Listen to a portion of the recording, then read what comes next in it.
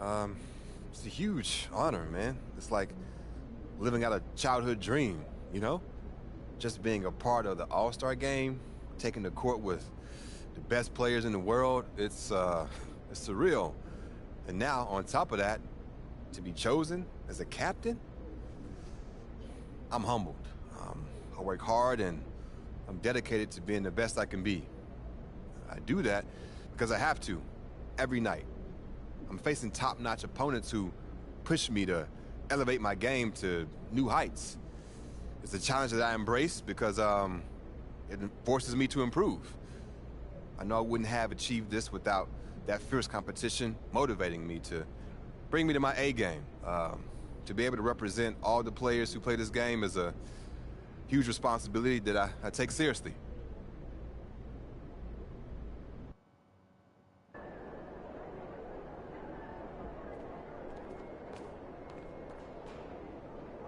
There he is, the young GOAT himself.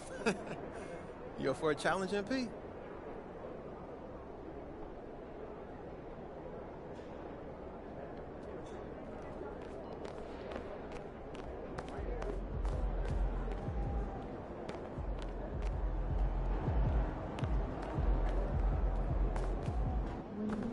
Nice team win. Let's keep it going.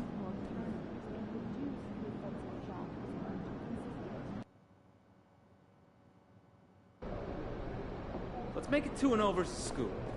You got this. You got this, MP.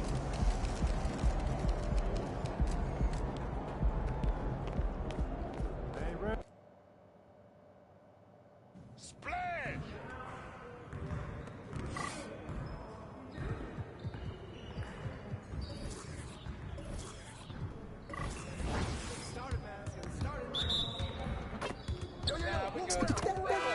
Good JMP. Nice shot. That's my spot. Next. Who got that? One more. Let's go! Yeah! It's time to play now.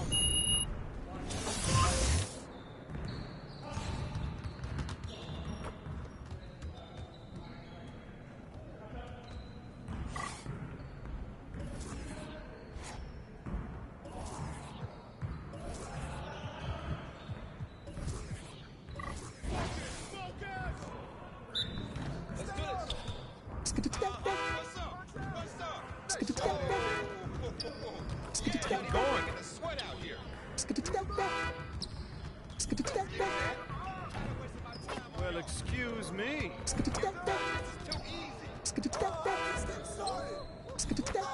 Like Money in the Bank.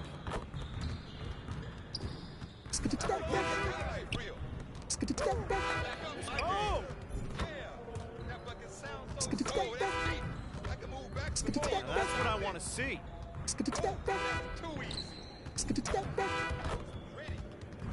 Splash, baby. Oh, yeah. Don't give me those.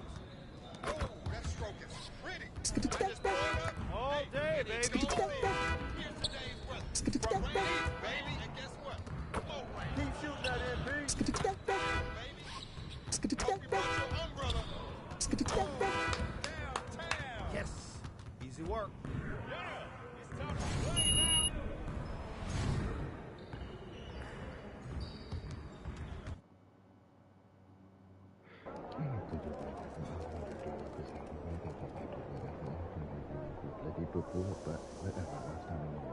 What's up, MP?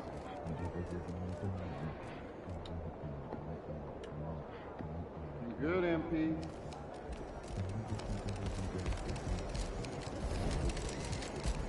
Over here, over here.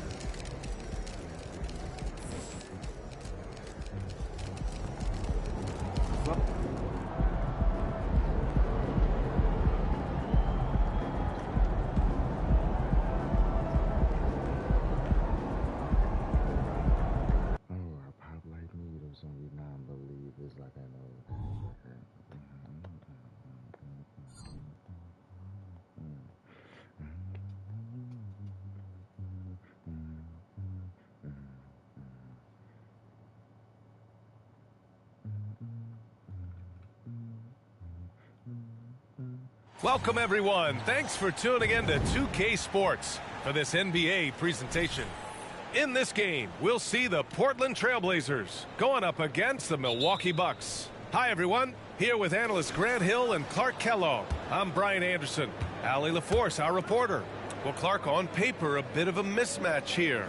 A clear favorite in this one. And, you know, that bodes well, I think, for the underdog because there's nothing to lose. Nobody's expecting you to prevail, and it gives you a chance to play, I think, with a lot of freedom. All eyes tonight will be on the matchup between Scoot Henderson and MP. And after winning the first game between these teams, MP is coming in confident. When you deal with Scoot Henderson, you're dealing with... What you doing, Yoshi?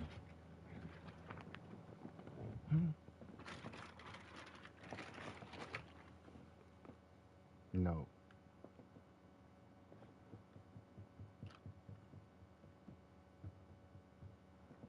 Come here.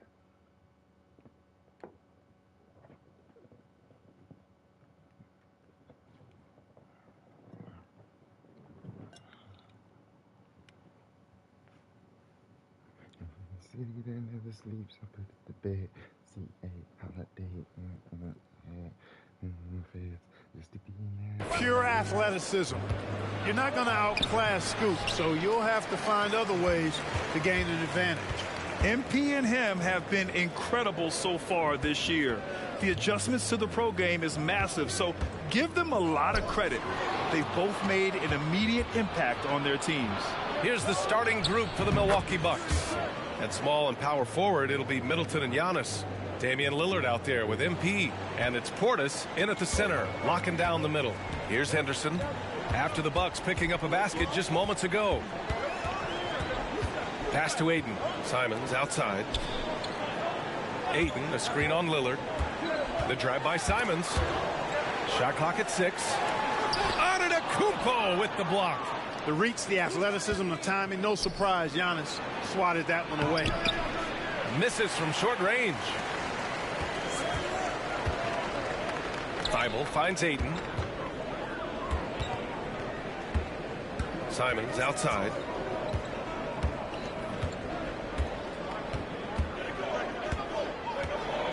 Pass to Capella. Henderson outside.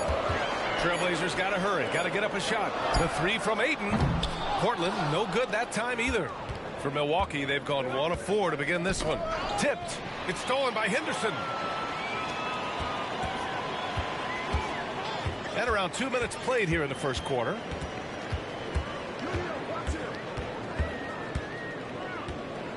Pass to Aiden. Clock at 6.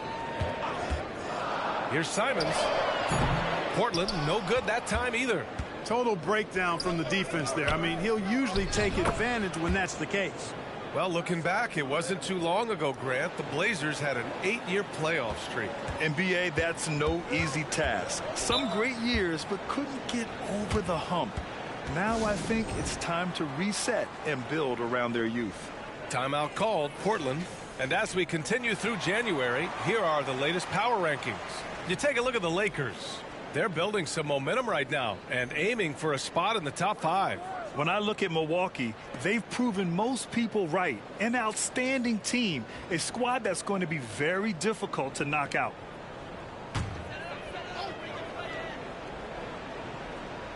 And a little over 2.5 minutes gone here in the first. Henderson for 3. Again, the miss by the Trailblazers. Just brutal. I mean, 5 straight misses to begin the game. MP against Henderson. Here's MP. Kicks it out to Middleton. Here's the 3. Good. And the assist goes to MP. MP's got 3 assists in the game. Boy, when you've got the jump shot that Chris Middleton has, you're always a weapon, which means you help create spacing for your teammates. Now here's Henderson. His last outing, we saw him score 22. Simons outside.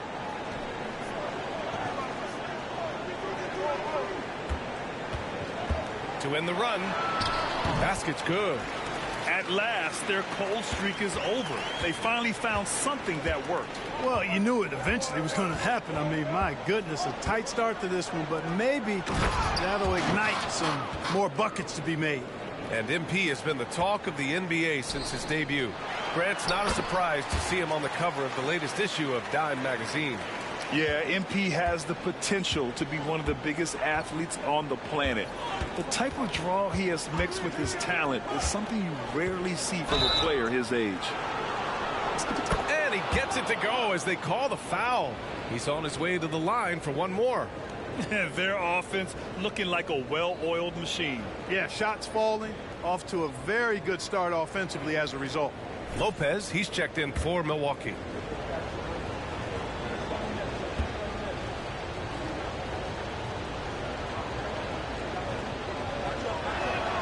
Free throw good. MP. You know, Grant, looking at the Milwaukee Bucks, they play in a sports-crazed state in Wisconsin. Oh, Wisconsin definitely loves their football, but Milwaukee also goes hard for their Bucks, which is a big reason for their recent success, B.A. Now here's Ayton. He's scoreless. Capella finds Ayton. And there's Simons. That one's good. On the assist from Ayton. Fantastic decision-making. Ayton electing to move it for the high percentage look. MP against Henderson. MP looking around.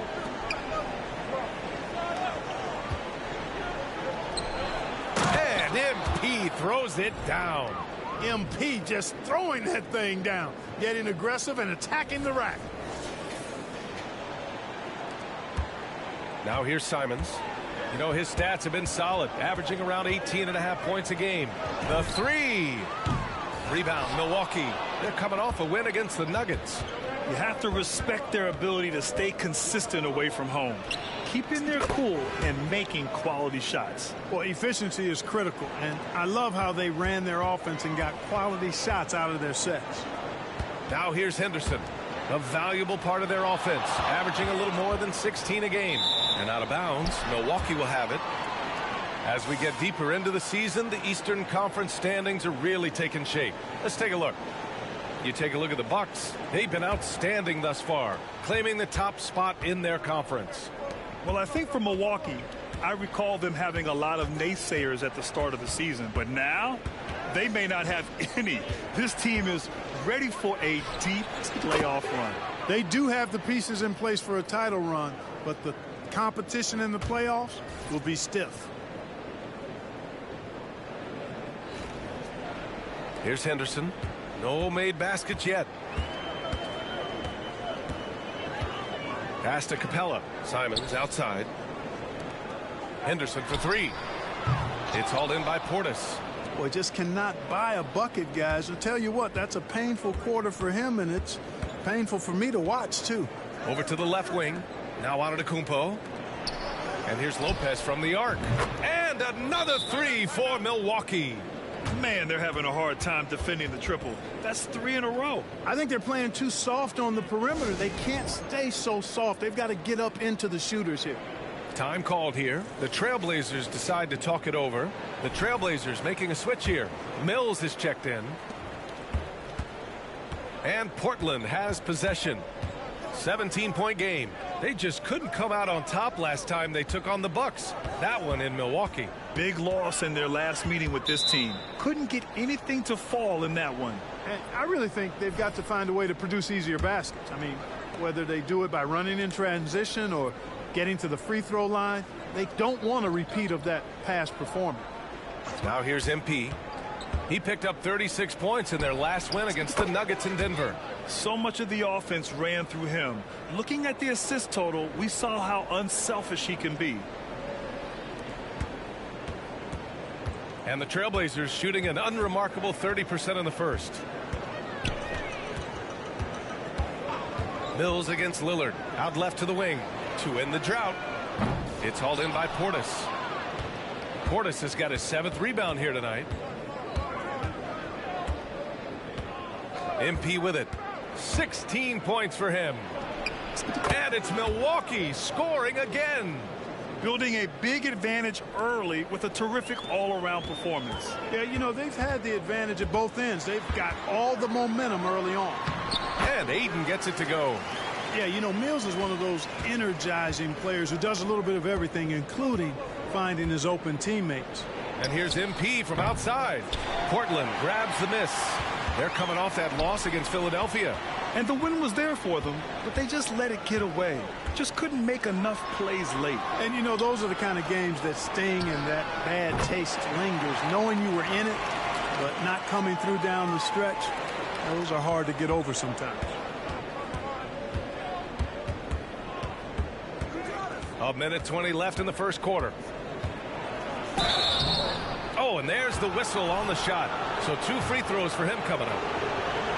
And Grant, this season, the Blazers adding a G League affiliate in North Portland. Yeah, BA. I mean, the second to last team to do it. And the Suns next season will make it 30 for 30. Now there's a G League counterpart operating under each of the league's teams. Now here's Simons. He had a 21-point outing in their last game against Philadelphia. Also forced a bunch of trips to the line. You can control a game like that. Here's Simons, trailing by 19. Outside Mills, 5 on the clock. On the wing, Murray. There's the 3. The rebound by MP. And so MP will bring it up for Milwaukee. Crowder, a screen on Simons. MP, the pass to Crowder. And Crowder with the jam. They've shown so much energy right from the start, particularly on the offensive end. Tell you what, forget about easing into the game. They came out with guns blazing. There's 39 seconds left in the first quarter of the game. Mills against MP. Over MP. Oh, great D that time from MP. We've got 22 seconds left in the opening quarter. Oh, MP throws it down. Whoa, absolutely bringing the thunder, tearing the house down with that one. MP is the man. And here's Simons outside. And from the field after that one, 3 for 4 now. He does not lack for confidence. He shouldn't. I mean, this guy's a dangerous scorer.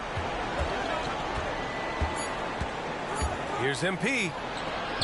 Here's Lopez. We're at the end of the first, and what a blowout already in this one. Bucks ahead, opening up a huge gap.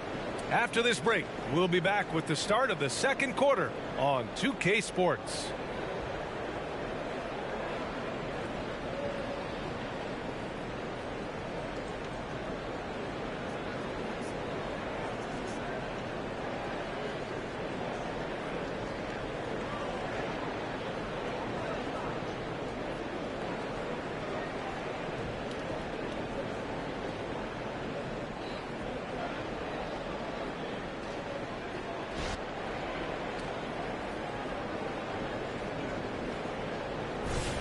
We welcome you back to second quarter action.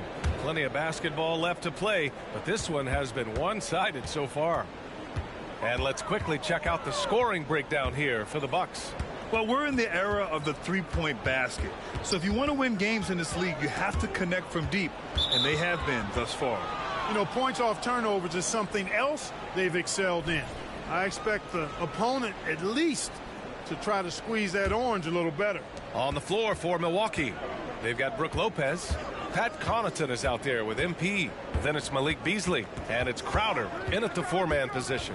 Well, MP in the last matchup against the Nuggets delivered quite a performance. He had 36 points, and his assist numbers were unreal, making his teammates very happy. After a while, everything went through him. He just completely dominated, Brian. Okay, Allie, thanks. Well, that was an incredible night for him. They rode him to that win. And he was more than happy to carry them, B.A. He might still be feeding off that performance heading into this one. Yeah, you know, all indications are that he feels good coming into this one. Feels confident that he can build on that prior success. Simon's shot is good. And that's a defensive lapse. A shooter of his caliber can't be left wide open. Crowder, a screen on Mills. The drive by MP, and MP throws it down. Well, an explosive drive to the rack there, and MP made sure to go up strong on that throw down. Connaughton against Simons. Pass to Mills. Back to Simons. Brown passes to Simons. Just 5 on the clock. And here's Mills from the arc. And again, it's the Trailblazers from deep. 12 straight points off threes.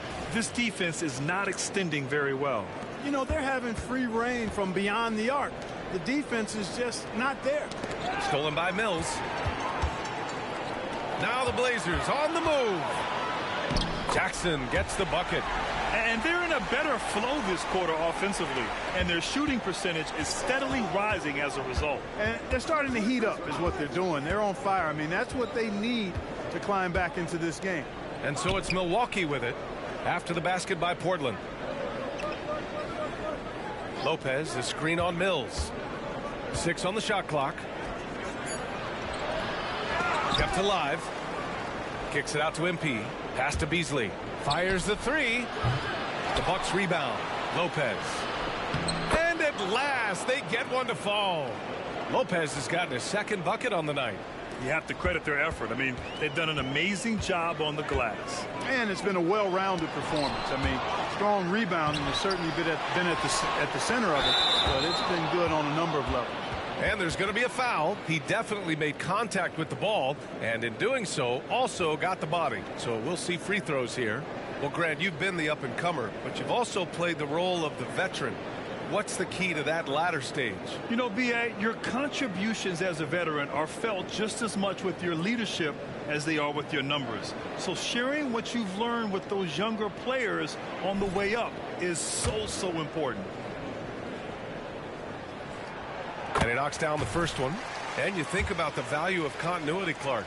A new coaching staff for these Bucks, but the roster has had plenty of time to develop chemistry. Well, I'll tell you what, Giannis is at the center of everything they do, B.A., including winning that championship. Not many conflicting personalities certainly helps, and these guys are well molded together. Now here's MP. He's got 24, so it'll be 2 free throws. He was fouled in the act of shooting. That's on Matisse Thybulle.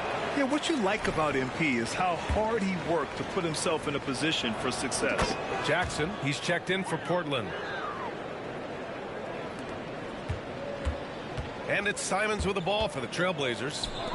Down by 15. Henderson against MP. Over MP. Henderson misses. Oh, man, he can't get anything to fall. You can feel his frustration. And he's got to find other ways to contribute then because his shot making is not happening right now. Beasley misses. Well, you will not see that from him very often, especially right at the rim. Outside, Brown. Pass to Simons. Brown, a screen on Middleton. There's Simons with a 3. Giannis with the rebound.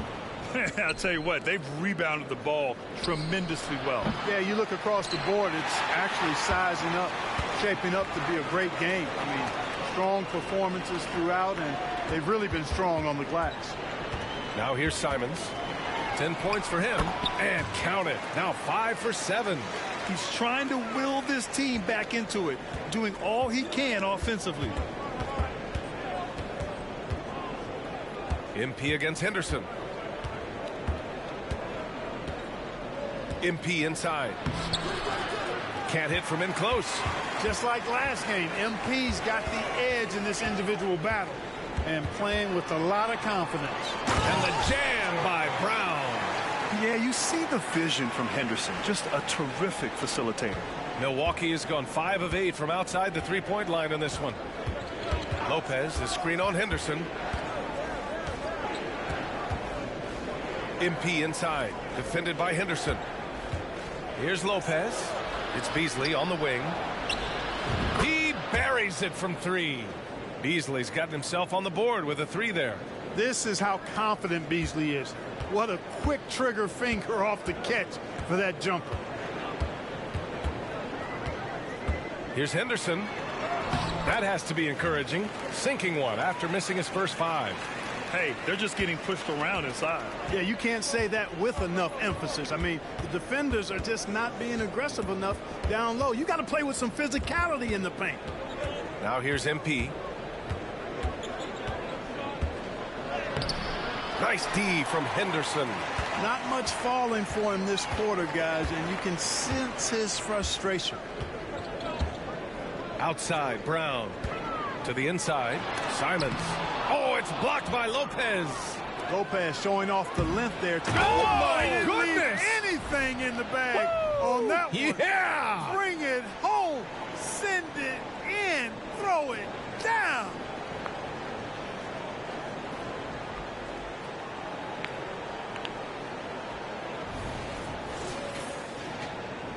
Here's Henderson. A valuable part of their offense, averaging a little more than 16 a game. Here's Simons. Rebound, Milwaukee. Antetokounmpo has got his 4th rebound in this one. They've had a slight leg up on the boards and a big leg up on the scoreboard. Well, you take a look at all of the stats, the team stats that is, and that's one of the many areas that they've had the advantage. And as a result, they've got a big lead. Now here's Henderson. On the wing, Simons puts up a 3. Antetokounmpo grabs the board. Milwaukee has gone 1 for 3 from downtown here in the second. Well, Clark with his mix of power and length. At times, Giannis can seem unstoppable. You know what? Not often is it that one guy forces teams to reconsider their whole defensive game plan. But Giannis forces you to build the wall because you don't want him getting downhill, or he'll make you suffer the consequences. Timeout called, Portland.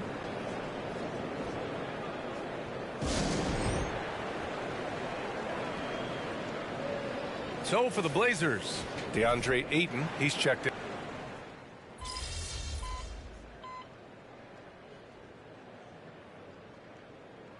Simons is checked in for Mills. Portis, he's checked in for Milwaukee. MP comes in for Connaughton.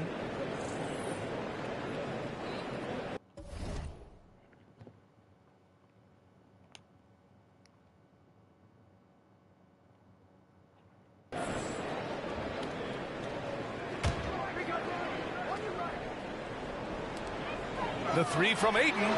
Nails it from 3. Ayton's got 5 points. You know, pretty much anybody can hit that shot when they're that wide open. I mean, terrible defense. Antetokounmpo, a screen on Henderson. Pass to Antetokounmpo. Stolen by Capella. Here's the break. And he lobs it up to the rim. Throw it down on the lob. In the live game, you don't see that many 6'2 players on the finishing end, but Henderson is a prime exception. Timeout called, the Bucks. Crowder, he's checked in for Lillard. And the latest update on All-Star voting. Not much time left. Only a couple more days to cast your ballot. Oh, it's coming down to the wire. Some of these players are sweating it out. Well, you look at Lillard, and he's aiming for that 5th and final spot in the Eastern Conference starting lineup as the voting continues. I hope he holds on to that spot. Seeing him start in the All-Star game would be a real treat. We'll be sure to update you as we continue to get results. Good contest. Can't let him have open shots from mid-range. Henderson with it. Middleton covering. Here's Thibault. And a miss there with a chance to cut the lead to single digits. Milwaukee has gotten 7 of 12 three-point attempts to fall. Crowder, the pass to MP.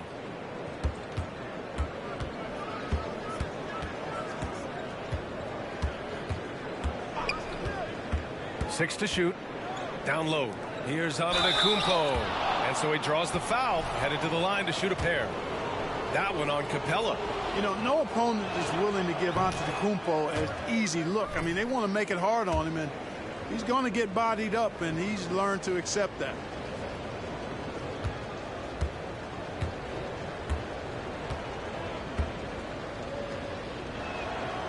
And he's good on the second.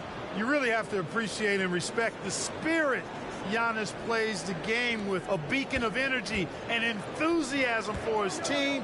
They all feed off of him with an attitude of joy and unselfishness. He's been just a little off the mark tonight. Really the story of the game so far. Middleton outside. Antetokounmpo finds MP. Screen by Antetokounmpo. And so it's Milwaukee in command with a 13-point lead at the end of the quarter.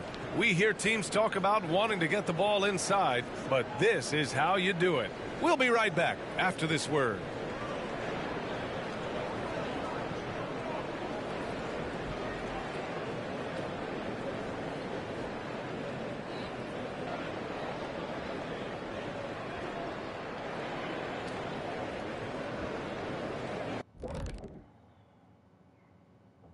Welcome, everybody. We'll get things going with a look at who might be participating in the upcoming three-point contest. The field is really coming into focus now. You know these guys are putting in some extra shots after practice. Hoping practice. And now looking at our current game in progress, a disaster of a first half for the Portland Trail Blazers. What I'd like to see them do is push the action a little bit. We talk about getting your points within the flow, but sometimes you got to go outside your comfort zone. Force it a little bit. Take some tough shots, draw some contact, and manufacture points. That does it for halftime. Let's get back to game action. Here's Brian Anderson with the start of the third quarter.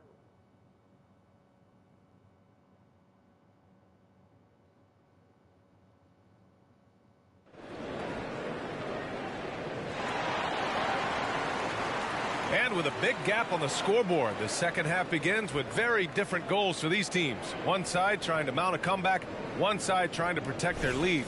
Hey, you look at MP in this game, he's been everywhere.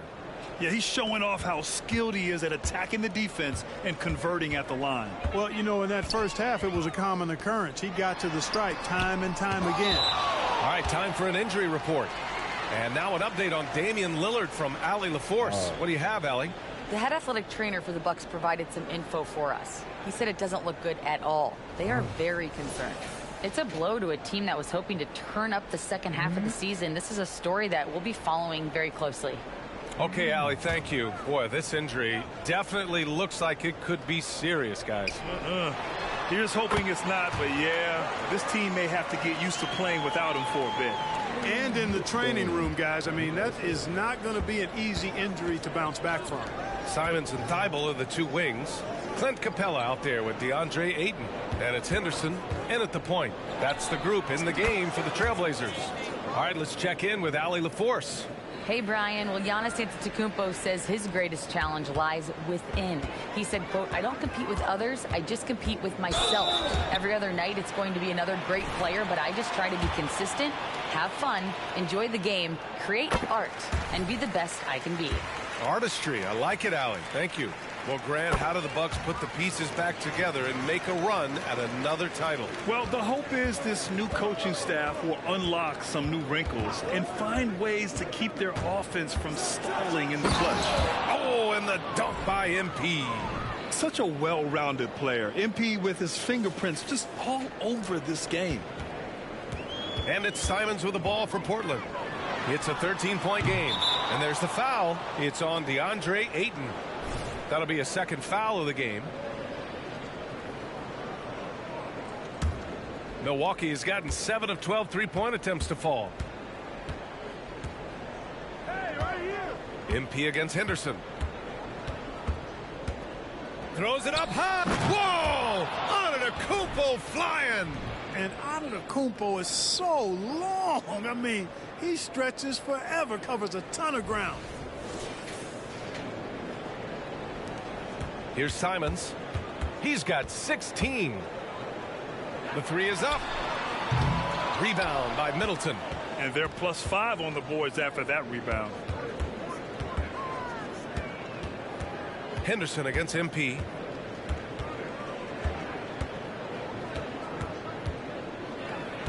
Pass to Lillard. Shot clock at 6. Antetokounmpo, a screen on Henderson. Back to Antetokounmpo, and they force the shot clock violation. Great D. And some rookies here that have wasted no time making their defense stand out. MP third. Blocking ability like his is very coveted in the league, and he shows no fear clashing at the rim against experienced finishers. Well, he does such a good job of positioning himself, so you have a hard time getting shots over him. One of the best of all rookies denying the rim. Now here's Henderson. And a slam dunk by Capella. How about the force from Clint Capella? When he's got good position inside, he's throwing it down. MP with it. Now guarded by Simons. Kicks it out to Antetokounmpo. Screen by Antetokounmpo. To the paint. Thibault with a steal. Rejected by Antetokounmpo. And they get it back.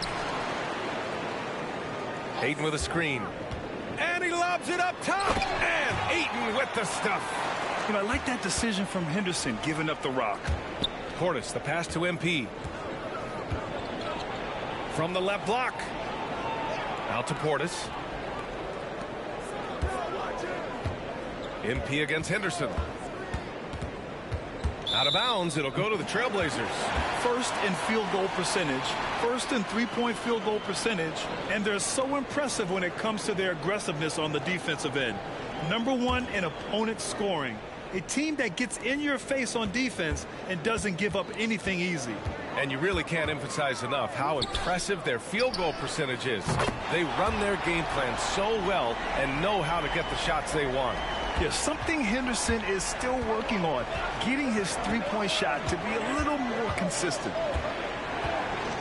And there's the foul. It'll go on Matisse Thybulle. That'll be a second foul of the game.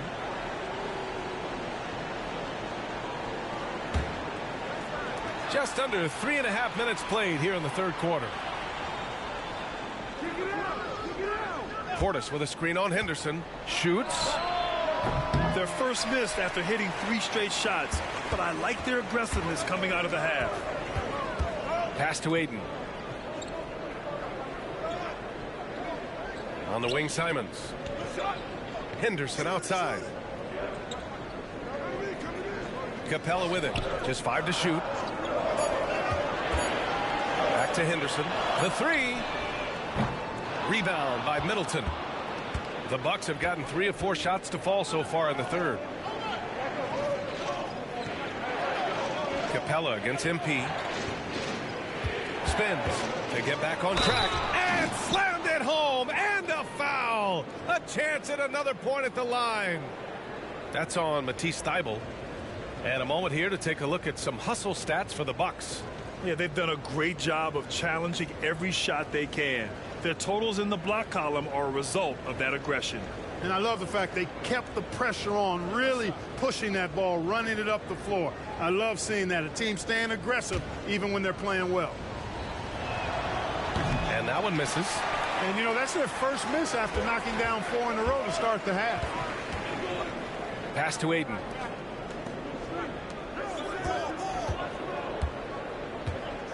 On the wing, Simons. Outside Thybulle. And he was fouled while in the act of shooting, so he'll take 2 free throws.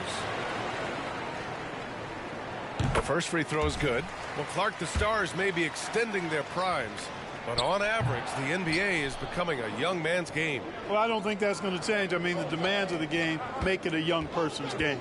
By percentage, the league has half as many players in their 30s as it did in the 90s. It's faster paced. It's more demanding. There's more movement. There's more wear and tear. I think it continues to favor younger legs. And here's Simons outside. Rebound, Milwaukee. Middleton's got 4 rebounds now. Going into halftime, he had 2 threes in his pocket, but hasn't added to that total since. And there's just 1 foul now away from the penalty. Yep, the next one puts them on the line, so they've got to be careful the rest of the way. The Trailblazers making a switch here. Mills is checked in, and Milwaukee with a change here too. Brook Lopez is checked in for Middleton. And here's Capella. He'll bring it up for the Portland Trailblazers. Trailing by 8, Henderson finds Mills. Fires the 3. Scoot Henderson. That's good. Henderson's got 10 points in the game. He's so quick to react. Henderson has the shot lined up before the ball even gets to him. MP against Henderson. MP, the pass to Lillard. Over Mills. No good. A bit long that time. He expects to make every one of those, and we expect him to make them too. Henderson drives in, and the shot goes. And now just a 3-point Milwaukee lead. Their ball movement on this run has been tremendous. It's led to a lot of good, clean, open looks. And the Bucks call time here.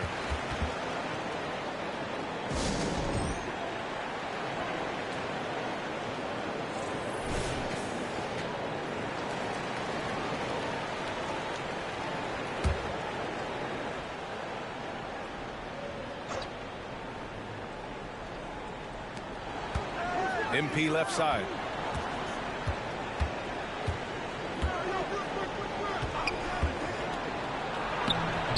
Oh, no good again that time. Portland has gone 2 of 6 from downtown here in the second half. And in most other draft classes, Scoot Henderson could have been a top pick. Yeah, he has the talent and skill you want in a #1 overall pick. Circumstance of the class dropped him down, but he has everything you look for in a franchise centerpiece. Thibault with it, guarded by Antetokounmpo. Henderson outside.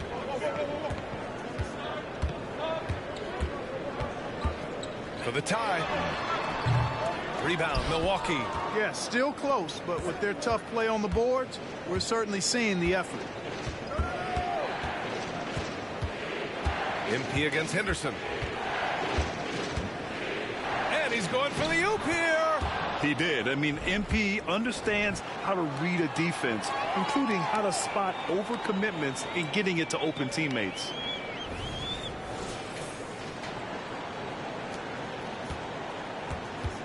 For Portland, they've gotten 6 of 14 shots to drop in this third quarter. Henderson finds Mills. Inside, here's Capella. It's hauled in by Portis. Portis has got 9 rebounds in the game. Boy, he's getting it done. Lillard passes to MP. And it goes. As the official calls the foul, count it, and he'll shoot one more at the line. So for the Blazers, Murray's checked in for Clint Capella. Walker comes in for Thibault, and it's Jackson in for Henderson. Crowder, he's checked in for the Bucks. Beasley comes in for Giannis Antetokounmpo.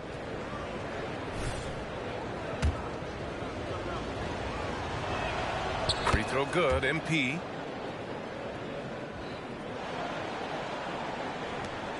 .143 left in the third quarter. Portland trailing here. To the middle. Here's Ayton. And Ayton with the stuff. Yes, sticking it to them inside. Good luck throwing Ayton off when he attacks like this. Milwaukee has gotten 7 of 12 three-point attempts to fall. Lopez, the screen. Fader on the way. And Ayton pulls it down. Now Portland with it. They're on a 16-7 run. And the foul called on MP. That's his 3rd foul of the game. Brown, he's checked in for Portland. Anthony Simons comes in for Walker. Connaughton, he's checked in for Milwaukee. Here's Simons. He's got 17. Yes, and it's Murray picking up the assist. Simons got 19 points. Pick works well there, but the defense left a lot to be desired. Yeah, that's not the defense you need. You got to be tougher defensively. Now here's MP. He's got 38. And it's the Trailblazers' ball. They're on an 18-7 run. Ooh, got that one up quick. Now just a 2-point Bucks lead. And another great assist. The offense is really clicking now. You know, the defense has really been kept off balance because of the outstanding passes. 4 straight field goals have been made off an assist. Crowder with a screen. MP drives in. No good on the shot. Good D by Murray. Oh, what a performance offensively. They're really rolling at that end. Excellent game plan. Mills finds Brown. To the inside. Simons. Oh, MP with a block. Emphatic defense from MP. That'll fire up the bench for sure. And so the ball out of bounds. Beasley touched it last. Well, that's a moment he'd like to archive. Embarrassing lapse of judgment there.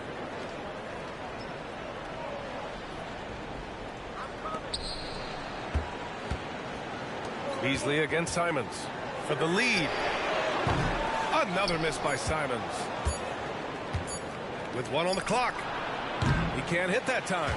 And so it's MP making things happen for Milwaukee. He's nearing the 40-point mark, just getting whatever shot he wants.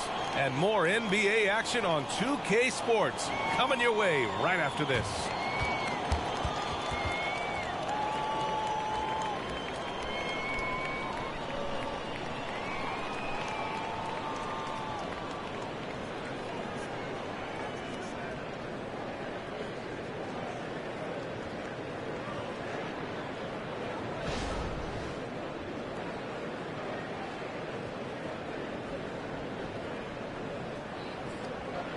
And it's time now to bring you our State Farm assist of the game. You talk about painting a magnificent picture with that dime. Just a great decision and a perfect delivery. And they'd love to see every possession end this way. True.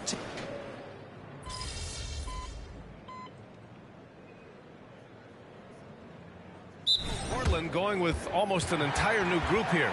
DeAndre Ayton, he's checked in for Brown. Clint Capella comes in for Murray. Thibault, he's checked in for Jackson.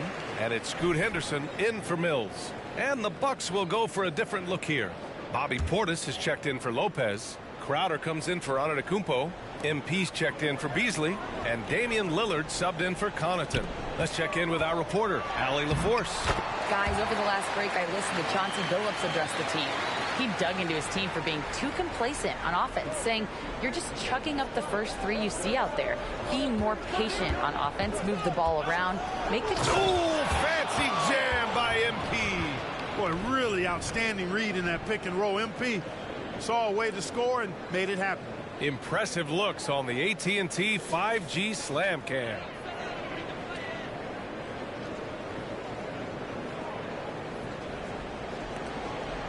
And it's Simons with the ball for the Portland Trailblazers. 8-point game. Henderson against MP. Oh, and he got fouled on his way up. He'll head to the line to shoot two. It's going to be on MP. And just so savvy for a young player. Henderson is a nightmare to defend. Staring at this deficit, they're trying to be more aggressive and get themselves to the line. That's exactly when you need to be aggressive. You know that. I mean, another good job, though, of drawing contact and getting to the free throw line. Brook Lopez is checked in for Middleton. Hey, sometimes defenses forget that Portis is 6'10", which makes him a prime-time alley-oop target. For Portland, they've gone 7 for 15 in the fourth. Henderson scanning the floor. A shot from the mid-range. And he knocks the jumper down. Yeah, the first half was one to deep six or forget. But in the second half, he's looked a lot better. Henderson against MP. Takes it in. Out to Lillard. On the wing, MP. Defended by Henderson. 4 on the clock. And the lob disrupted. Not to be. Now the Blazers on the move. Here's Simons. Finished off the break. And now it's just a 4-point Bucks lead. He's been laser focused here in the fourth. Only 1 miss out of 5 attempts. Lopez, the screen on Henderson. Here's MP. And he got the whistle on the way up. So he'll be headed to the line for a pair. And this is exactly what you expect of MP. He puts on his hard hat and hits you where it hurts. A different look for Milwaukee. Antetokounmpo's checked in for Lopez. And Middleton subbed in for Crowder. Portland has gone 2 of 6 so far in the fourth. Pass to Thibault. Back to Henderson. Simons outside from the arc. It's hauled in by Portis. Portis has got 10 rebounds here tonight. So active. They have a decent advantage in regards to rebounding. Especially when you're scoring the ball at a decent clip the way they have. I mean, they've done exactly what's necessary to take the lead. They've done a great job of moving the ball tonight. Yeah, B.A. Keeping everybody involved keeps everyone engaged. Now Ayton. Simons outside. Ayton, a screen on Lillard. There's Simons with a 3. Milwaukee with the rebound. Antetokounmpo's got 9 rebounds in the game. Boy, he's getting it done. From deep, MP. And it's Portland with a rebound. No luck for him this half after being outstanding from outside the arc in the first half. Here's Simons. Portland again missing. Milwaukee in the lead. And here's MP from outside. It's hauled in by the Trailblazers. Capella's got 9 rebounds now. Antetokounmpo against Thibault. Pass to Simons. And out of bounds. Milwaukee will have it. I'm not sure what happened there. You just can't give away possessions in this league. And Milwaukee has possession. Portis with a screen on Henderson. Fires from deep. MP no good. And he probably thought he was going to bury that one. Simons against Lillard. Right side Thibault. Back to Simons. Pass to Aiden. Shot clock at 5. Now here's Simons. Beyond the arc. It's hauled in by Portis. Portis has got 11 rebounds in the game. Here's MP. Thibault with the board. Portland trailing here. And here's Simons. Back to Thibault. Antetokounmpo with the block. On the wing, MP from outside the arc. And Aiden pulls it down. Aiden's got 9 rebounds in the game. Boy, he's getting it done. And here's Simons outside. It's hauled in by Portis. Portis has got rebound number 12 now. Tenacity on the glass. Simons outside. They still need this. Doesn't go that time. Well, Milwaukee's shooting has been good, around 52% from the field. Thibault against MP, driving to the basket, and Aiden pulls it down. Now Portland with it, trailing by 8. Ahead, here's Capella, and Capella slams it down. Big time play from Capella. This guy knows how to deliver in these moments. And they double up MP, pass to Middleton. Here's MP. And now they decide to foul intentionally. So the first one drops, and that makes it a 7-point lead. And so he drops them both, and it's an 8-point ball game. Portland calls timeout. They're trailing by 8. 32 seconds left in the fourth.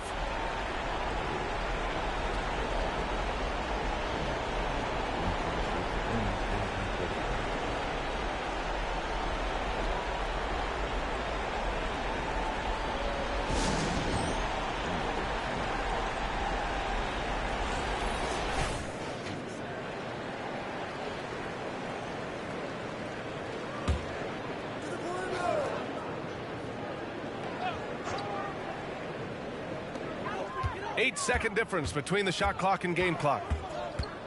Henderson outside. Fires for 3. And it's good. Oh, and that cuts the lead to just 5. And a fearless shot by the rookie. Henderson saw his chance and took it.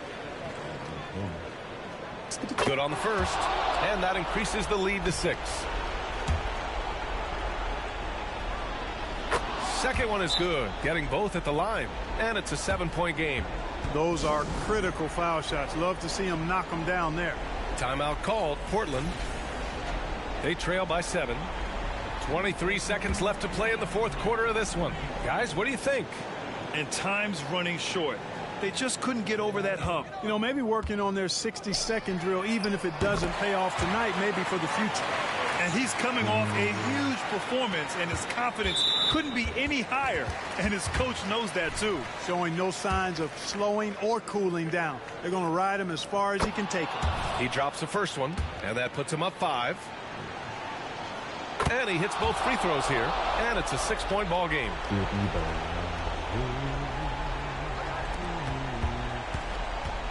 And it's Simons with the ball for Portland. Takes the 3. Giannis with the rebound. And so they foul intentionally.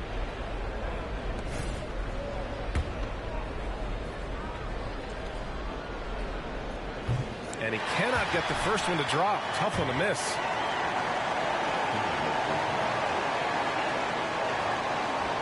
And he does get the second one. And that makes it a 7-point lead. Here's Henderson. The 3 from Aiden. The rebound by MP.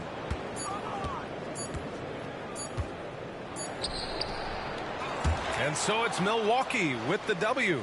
They played the villain tonight, and they played it well. Yes, they did. And, you know, you have two choices. You can either succumb to the hostility in this arena, or you can feed off of it and use it as motivation. They did the latter. And that's going to do it tonight, folks, for our broadcast. For Allie LaForce, Clark Kellogg, and Grant Hill, this is Brian Anderson saying thank you for watching the NBA, brought to you by 2K Sports. We'll see you later.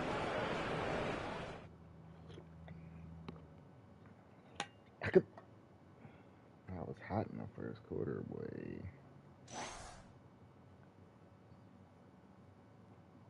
It'd be mine, man.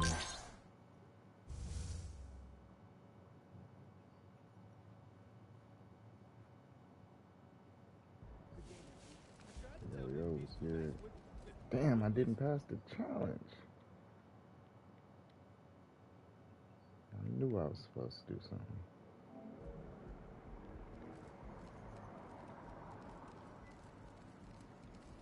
Oh well, I still won.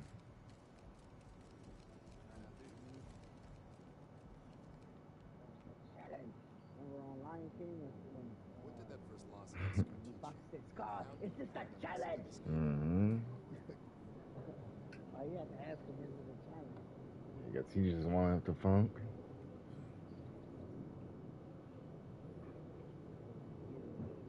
For real, that nigga plotting.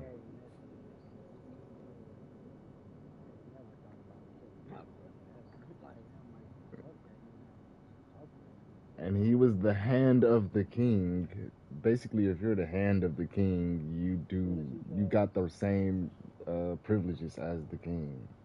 So he was super hating, like just being a bitch. And then oh yeah, but then after he killed the nigga, he ended up living in that fucking shithole with hyenas. Mm-hmm. Stupid Everybody motherfucker. out there starving. One thing I'm big on, bro, I really don't try to let my ego get to me. If somebody better than me or runs something better than me and I know that, bro, I'll let them run it or let them be the head and I'll follow suit. I don't mind being in the background, nigga. If I got some niggas that rap better than me and they own one and they like, Lee, we opening up, you gonna open? Hell yeah, nigga. Yeah, I will back up, nigga, yeah. Yeah, you need a hype man? Hell yeah. I'm gonna wear your shirt and everything, put the hat on and just to take the picture, point at you, this my nigga, he the one. Like, I'm that nigga that's gonna do all of that, bro. The shit that niggas don't want to do, I'm that nigga that's gonna do that. Mm-hmm. And people be thinking, I ain't about to wear no nigga shirt, I ain't about to open. Niggas, bro, niggas gotta let their ego go. For real, that is crazy. I'm gonna wear my shirts and shit. Like, oh, my nigga. Yeah, if my nigga up there performing, I need you at the same. You gonna wear polo, but you not gonna wear your homie shit You don't on. put the shirt on with my face on. Nigga, give me the shirt with the face on. Yeah, I'm out here. Mascot, nigga. Some niggas just don't know how to fall in line, bro. That's one thing I don't That's like. what was cool about Spliff Star. Spliff Star? The nigga that was with Busta Rhymes and shit. Oh yeah, bro. That's one of the best hype men ever, bro. He's one of the best hype. Yep, I remember him. He was one of the best hype men ever. He owned his role. Like even Flavor Flav. Yep, Flavor Flav too. Spliff, man, them two are the best hype men ever, bro. I could probably honestly say that I can think of. For real, because they knew their role and they played their role right. And guess what? Any rapper out there would love to have them two as hype men, bro. For sure. They know every words to your song too. They really be on stage performing with you. Like, they love that shit. And when you fuck up, guess what? He got they already got your back. Yep. You need a break real quick, he gonna say that little ad lib or whatever, or say your little verse, say like 2 bars of your verse, and then you come back in with the other 2 bars real quick. Yeah, I saw Busta Rhymes, and that nigga Spliff was filling in all the words that Busta got tired on, and he knew exactly when it was gonna happen and shit. Right on point. Like that nigga raw. On cue, huh? Mm-hmm. Why this nigga ain't rapping, huh? He said, nigga, I'm getting paid. He knew every Busta Rhymes. Mm-hmm. He knew that? Yeah. He knew that? Yeah. Hell no. That nigga could do that shit too. You know how hard that is? If they say you gotta be a hype man for Busta to do 30 tours in 30 nights, nigga, please. For real, nigga. That's probably the hardest tour you gonna be on hype man. You gotta get away. Nigga. That nigga. There's fans that know them lyrics though, bro. Man. That nigga spit that shit on the 85 South show for him. Busta Rhymes went on there. That nigga spit the whole verse for him. Who, a fan? Nah, the comedian. What was it? Carlos Boozer? No, Carlos Miller. They really spit that shit? Yeah. Busta was just looking at him like, damn. Mm-hmm. They spit it word for word? Yeah. I forgot which one of them did it, but they spit that shit. I done looked at them niggas, bruh. That's tough, bro. I thought Busta was rapping like that so nobody can duplicate him and shit. That's what he thought, but the fans gonna learn that shit, nigga. They playing this shit over and over and over and over. What's so fucked up about a diehard fan? They know when you fucked up and when you said, hey, you said that on that last verse. Oh yeah, here. I gotta go to where I get it and I gotta speed it. Oh, no, that ain't it. Listen, you gotta do it. Cause I'm feeling like I'm running. I can't do it. I gotta get away, but I know that I don't and I won't ever stop. Cause you know I gotta win every day. You never really wanna pop me. Just know that you can never flop me. But I know I can be able to stop me. You ain't never gonna stop me. Every time I come in, I gotta set it, then I gotta go in, and I gotta get it, then I gotta blow in, and I gotta show the little thing that they be doing. Cause it doesn't matter, cause I'm on I gotta do a lot of things to make clear to a couple that I always wanted, and I gotta get it again and again and again. I be doing this definitely. I'm moving to the solid. I better call them rapping. Everybody know my style. Cause I'm the best when they come to doing this, and I be banging on my chest, and I'm banging that keys, and I'm banging away. Chris Brown on that. Wait, is he on that? Yeah, look at me now. Busta just looking at him like, what?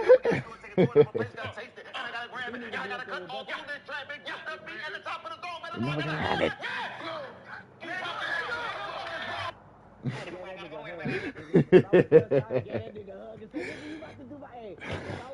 Personally, I'd have said, bro, you about to do this. You gonna open up with me on this one little verse. Yeah, that would have been hella clean, nigga. I would have gave that nigga that, bro. I ain't gonna lie. I would have gave that nigga that, bro. For a fact, he would have got up there and did that for me. Hey, I'm opening up tonight. And he didn't even think about it. He just heard DC Young Fly playing. He was like, nah, this how you gotta do it. No. That's hella funny. If he could rap Busta like that, he could rap his own shit like that. Nigga, what? But he a comedian. You know, them comedians be hella talented. Oh, yeah, comedian is hella talented. Did Carlos do that? I think it was Carlos. What's his name? I gotta see. Hold on. Chico Bean or Carlos? Chico. Yeah, it was Chico Bean. Man, I was watching some of the most interesting shit. I was thinking about you watching this shit because I was watching about Astro projection. Mm-hmm. That dude, I was looking at it, he was talking about a lot of people scared of it because astral projection is the closest thing to death. Like, you're going to get, like, going in this moment in the spirit realm and shit like that. Like, really, you going in the spirit realm. You are in the spirit realm. That's why I call it demons when you do all that shit. It's demonic. Only earthly spirits can mess with you, and the only spirits on earth is the ones that can't go to heaven. That shit is real, man. It happened to me. That's why I know. When I was a kid, nigga, it used to happen to me all the time in my grandmother's house.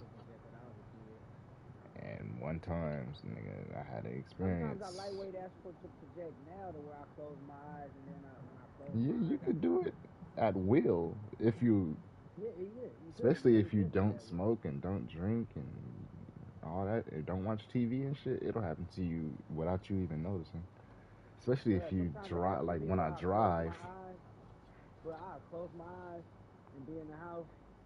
And then sometimes closing my house, being in the house, bro, I can kind of walk around like I can already see what the house looks like. Go in and go through the door. Like, it's kind of weird. It ain't as strong as when I was a kid because the nigga got to decalculate. You gotta decalculate. That's what I'm saying. You can't trigger it as easy and you can't notice it. It's more like a state that happens to you. It's no secret. Every human got it though, bro. It ain't no secret. That's what deja vu is. One day you astral project into the future and you remember that shit. And then when the day comes, you vividly remember seeing it because you was literally there watching it. Because we present. The funny part is there is no past, there is no present. It's now, being in the now. And dude gave a tip on how to astral project in a sense of this. He said basically one of the tools to astral project is you got to be present. And you gotta remember your whole day. Like most people. Yep, that's what you gotta do. Most people are asleep. They ain't keeping account of, okay, I woke up this morning, I went to Starbucks, okay, I brushed my hair, they're not keeping account of everything that happened moment by moment by moment. But once you become clear and you start keeping things moment by moment, he said once you lay down and you start getting ready and you lay down, you can sit there and lay in bed and actually go through your whole day as if you already done that before. You can kind of Yeah, you can. your whole day. Yep, that's what he was saying. If I walk anywhere, I could just look in my head and track my way home. I don't know how to explain it, but anywhere I go, even the first time I moved to Elk Grove, I got kicked out of school and shit. And I went to my partner's house. It was hella far away. We rode bikes and shit there. And on my way home, I just took the exact same streets and shit we took. And wasn't lost or nothing. I just knew exactly how to pinpoint my direction because I feel like I could feel certain people and shit too. Like if I in the city, I could look at my head and be like, all right, my mom's house is right there. I could point in that direction. It'll be the exact direction where my mom's house is, or my grandmother, or anything like that. Dude was talking about the astral plane, about the spiritual world, how some people end up getting married. Let's say, for instance, somebody got married at 25. The person they got married to, they was already looking forward to seeing this person. Like they both, another spirit and another energy was connected, and they end up meeting each other. It's kind of it's weird, bro. This shit ain't really physical that people think. I mean, what is time? You got to think of what time really is. What is time? Time is nothing. It's an illusion. Also, physical things is nothing. Like if you look out your window and see a tree, all right, now you see the matter of that tree is there. But if you look away from the window without ever seeing the matter, what is that matter? It's just matter. You feel me? It doesn't look like a tree though. It looks completely different. What we see is what our brains comprehend it is through all this energy that we see on this planet. So everything is basically just energy dealing with energy on energy, and time is just your perception of the energy's movement. So all this shit already happened, and it is happening, and it didn't happen, and all that shit. Yeah, so I mean, shit, it's real. You could really do that Most shit. people too, they're bitter, they're mad, they're angry. It ain't even the exterior world that's doing that. You mad somewhere down the line for what? Then too, dude broke it down so eloquently. He said, bro, your past life, you taking on shit from your past life. Some people bring shit from their past life into this life. I don't know. I don't believe in past lives though. But I ain't gonna lie, I believe in past lives. I believe in these shit that we did before. For some reason, I always get that little hunch, like I be knowing what's going on already. I think our energy always existed, but I don't think we existed. Like, if that makes sense. It's kind of like the spirit. My energy always transferred. My energy gonna transfer. My spirit, like my personality, everything, my physical trait gonna die. But your ego and everything, I think is still intact to you for some reason. Like it kind of. I think we got.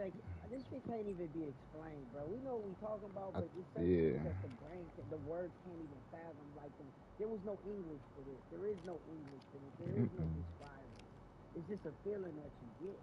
I really believe like in like the energy thing. Like we just a vessel, and we got shit living in us that is energy based, living in us literally, and you could, depending on how you, depending on how you live in and how you do things, it's the type of energy that your body consumes. But all of the energy comes from this planet and the earth and all that shit. But and even when we die, it's just gonna go right back to the source. It's like the planet living itself. It's like I don't know how to explain it.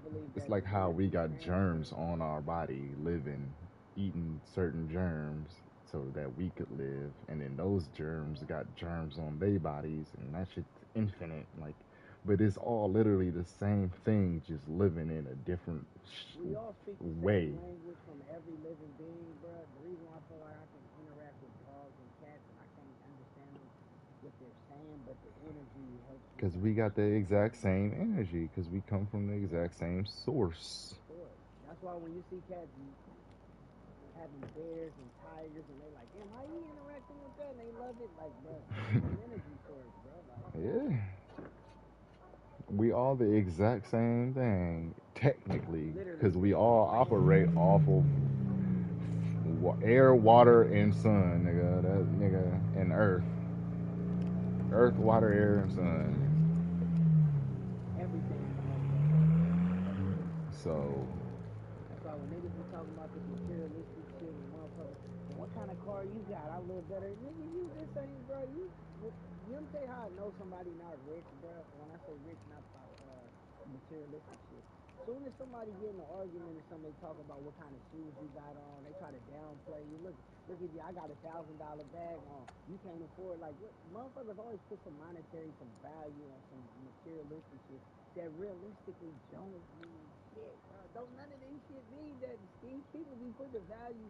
Because people want to find sources of power and shit like that, and they'll take any avenue to have some kind of illusion of power. I make more money than you, nigga. Try to shit on you, nigga. That's why you live in that apartment.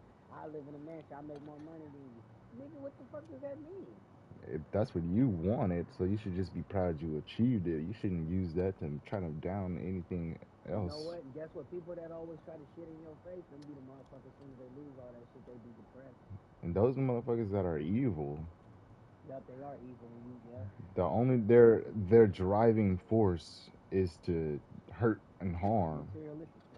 Like some people are motivated by success. Like, I want to be successful at what I want to do. But some people are motivated by, I want to be able to destroy other people. Yeah. Some people, you know what I'm saying, I hear some people want to get that money and just shit on all they haters or quote unquote haters. You want to have this invisible, you want to manifest these haters, so therefore you can sit at people and talk shit. Because one thing I learned about life, bruh, is that your life is a reflection of the inner you, bro. You're mirroring, like how you look in the mirror, that's the same way. The energy inside of you will always be exposed. Yeah. Always. You can tell when people think they got power, but they don't got power. The only reason why they think they got power because they have material value, material gain. See, those are powerless motherfuckers. The most powerful people be the motherfucking brokest motherfuckers. The animals is proof too, because like you can see a ain't shit animal and a good animal. Like, one animal just want to hunt and kill and destroy. That's it. And then you can see the exact same creature, like say a lion, for instance. You got some lions that go into the villages and want to eat people and harm all the chickens and eat all the people's livestock and shit.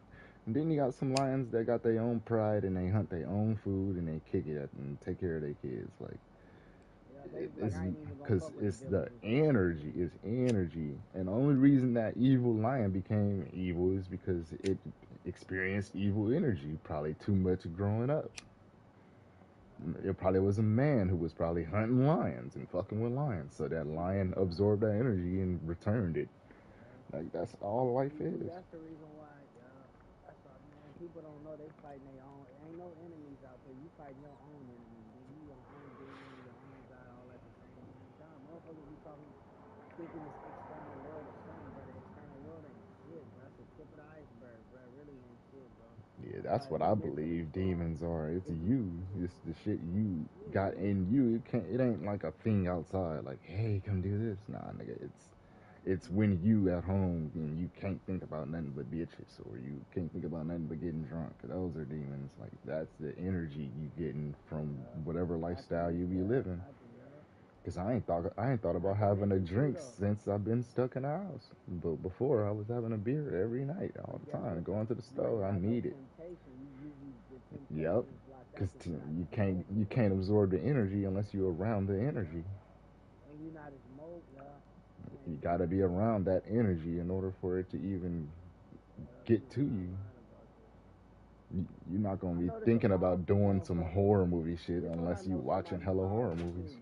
When somebody want to be around that person and that motherfucker ain't got nothing, I'm not saying that they ain't got nothing, but they ain't really got nothing to keep them so much leash off. They just like, because people like the source of the energy that person brings around, so people will go up to that person. Nah, yeah, that's real. That's how I know everybody in my life You know, genuinely some likes people me, go to a because nigga I that don't be a got shit. celebrity, like just because a nigga a celebrity, people will go, oh, that's such and such. But if people really knew or they knew his energy and source, niggas would be like, yeah, that nigga ain't. I don't even fuck with that nigga. But just the fact that he got status, people will go gravitate.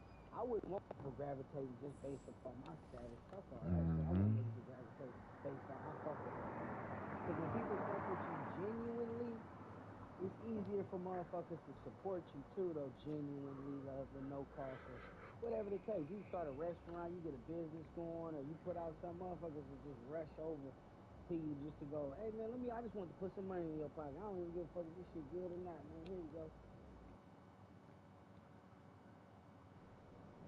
I gotta outplay Luca, and I just had to do this against Scoot Henderson. They be coming up with any excuse to give you a key game. Oh, another thing I noticed too, I was looking at some artists who got fan bases. Nigga, I ain't no Rod Wave. Nigga don't be doing interviews, none of that shit. But he got a core fan base that as soon as he puts something out, that shit be selling like a motherfucker. Yeah, Rod Wave got like he don't do like some social niggas media like, fans. He just be on live all day. Niggas, bro, don't gotta be in the people's face. Like that's how I would be. I don't gotta be in these motherfuckers' faces.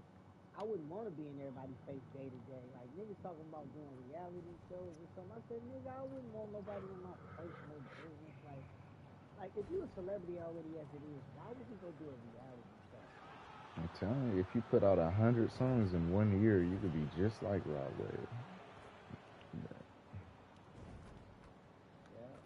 People just like to see, oh, this nigga got all the songs, and then they gonna be like, oh, let me see who he is. And then if you live on Instagram playing your own songs, chilling, you know, 500 people gonna be like, yeah. Then them 500 people gonna be like, you ain't never heard of bro. And it's just gonna spread.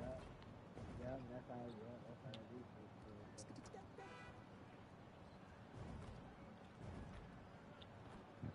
That's basically how I heard of Rod Wave, was through social media.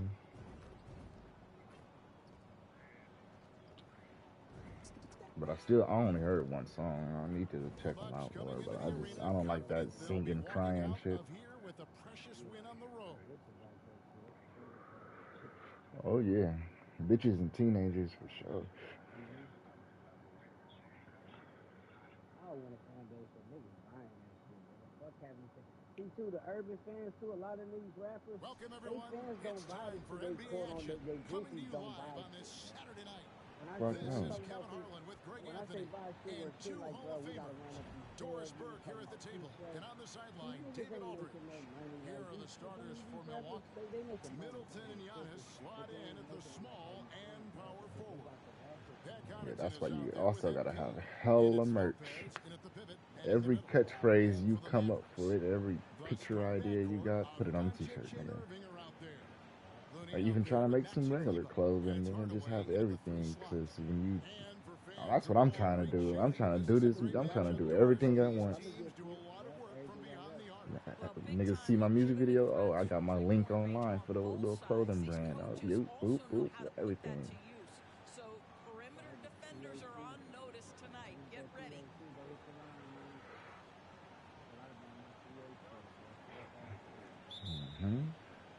So Dallas will get the first possession. Know I smoke, so it'll be all right. MP's got the matchup with one of the best, Luka Doncic in this one.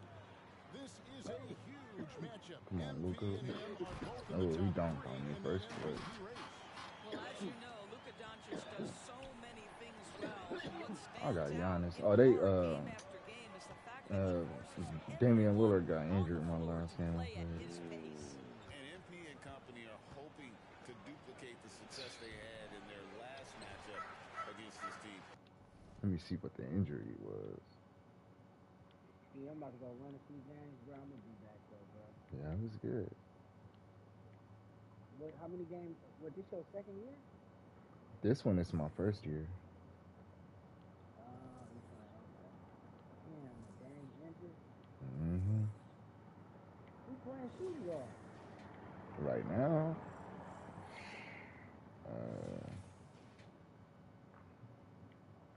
Cunnington. Pat Cunnington. Yeah. Who was starting that shooting guard then if you point guard? I was playing shooting guard. Oh, that's cool. Hell yeah. But they have to be prepared for adjustments Yeah. from the opposition. Now here is Hardaway. Following the miss by Giannis. Doncic passes to Irving. Doncic against MP. Good defense by MP. And just about a minute into the first quarter. There's the lob, and Kumbo throws down the alley-oop slam. Oh, that's a great setup by MP. This guy is as unselfish.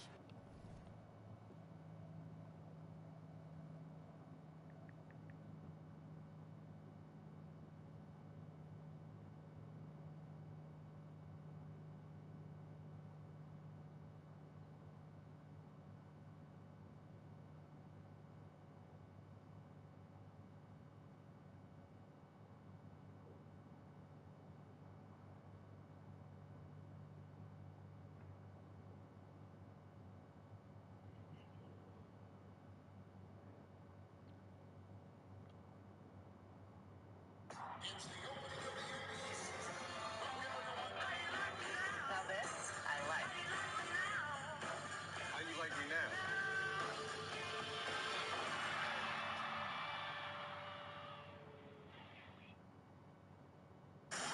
You better run!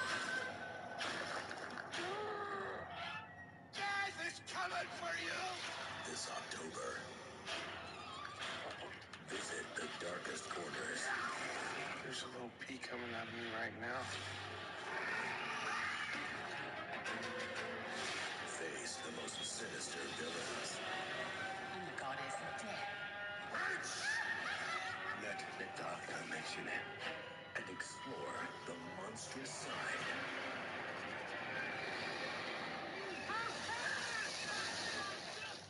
That was a lot scarier a second ago. Of the Marvel Cinematic Universe.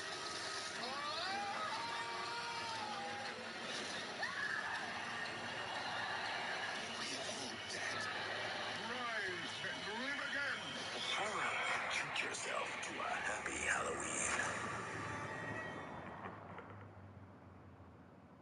It's the opening of the NBA season.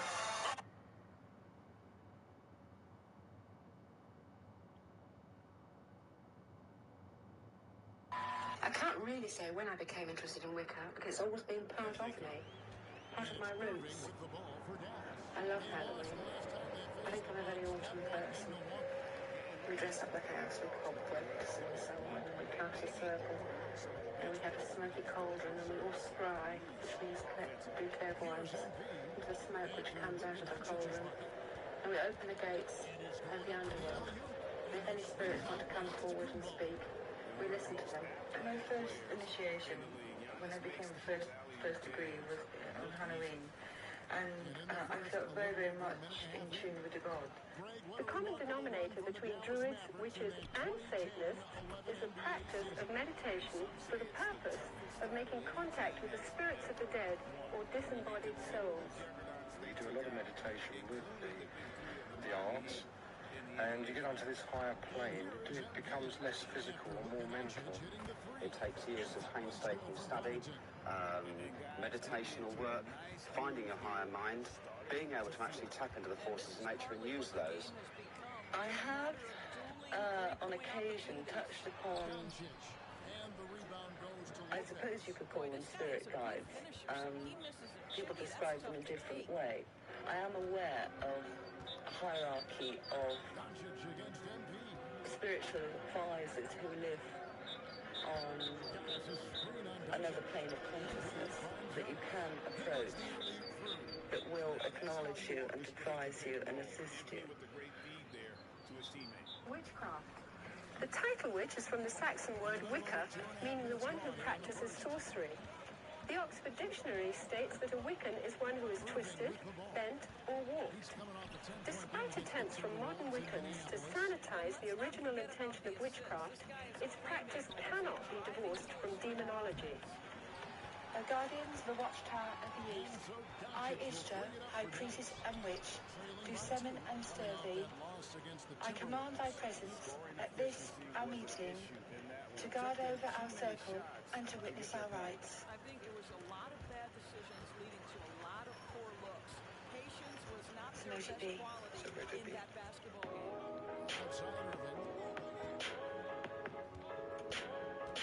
MP against Doncic from deep three-point territory. Just under 3.5 minutes gone here in the first quarter. Peace. It's his fourth So in miss this in video, Southern we're going to be talking about the holiday, Here's Halloween. All right, now, Halloween basically revolves around human and child sacrifices, right? But I'm going to break it down, which a lot of people, don't know that it's a pagan holiday, and it derives with a lot of satanic practices. All right, now, Halloween actually derives from the days of October 31st to November 1st. Some may disagree with that and say it starts earlier, but it's actually a Wiccan or witchcraft holiday called Samhain. It's actually pronounced Samhain, all right? Now, on this day, the pagans would often give thanks to nature, all right? The fire, earth, wind, water type of thing. This is where the term tree huggers would come into place, right?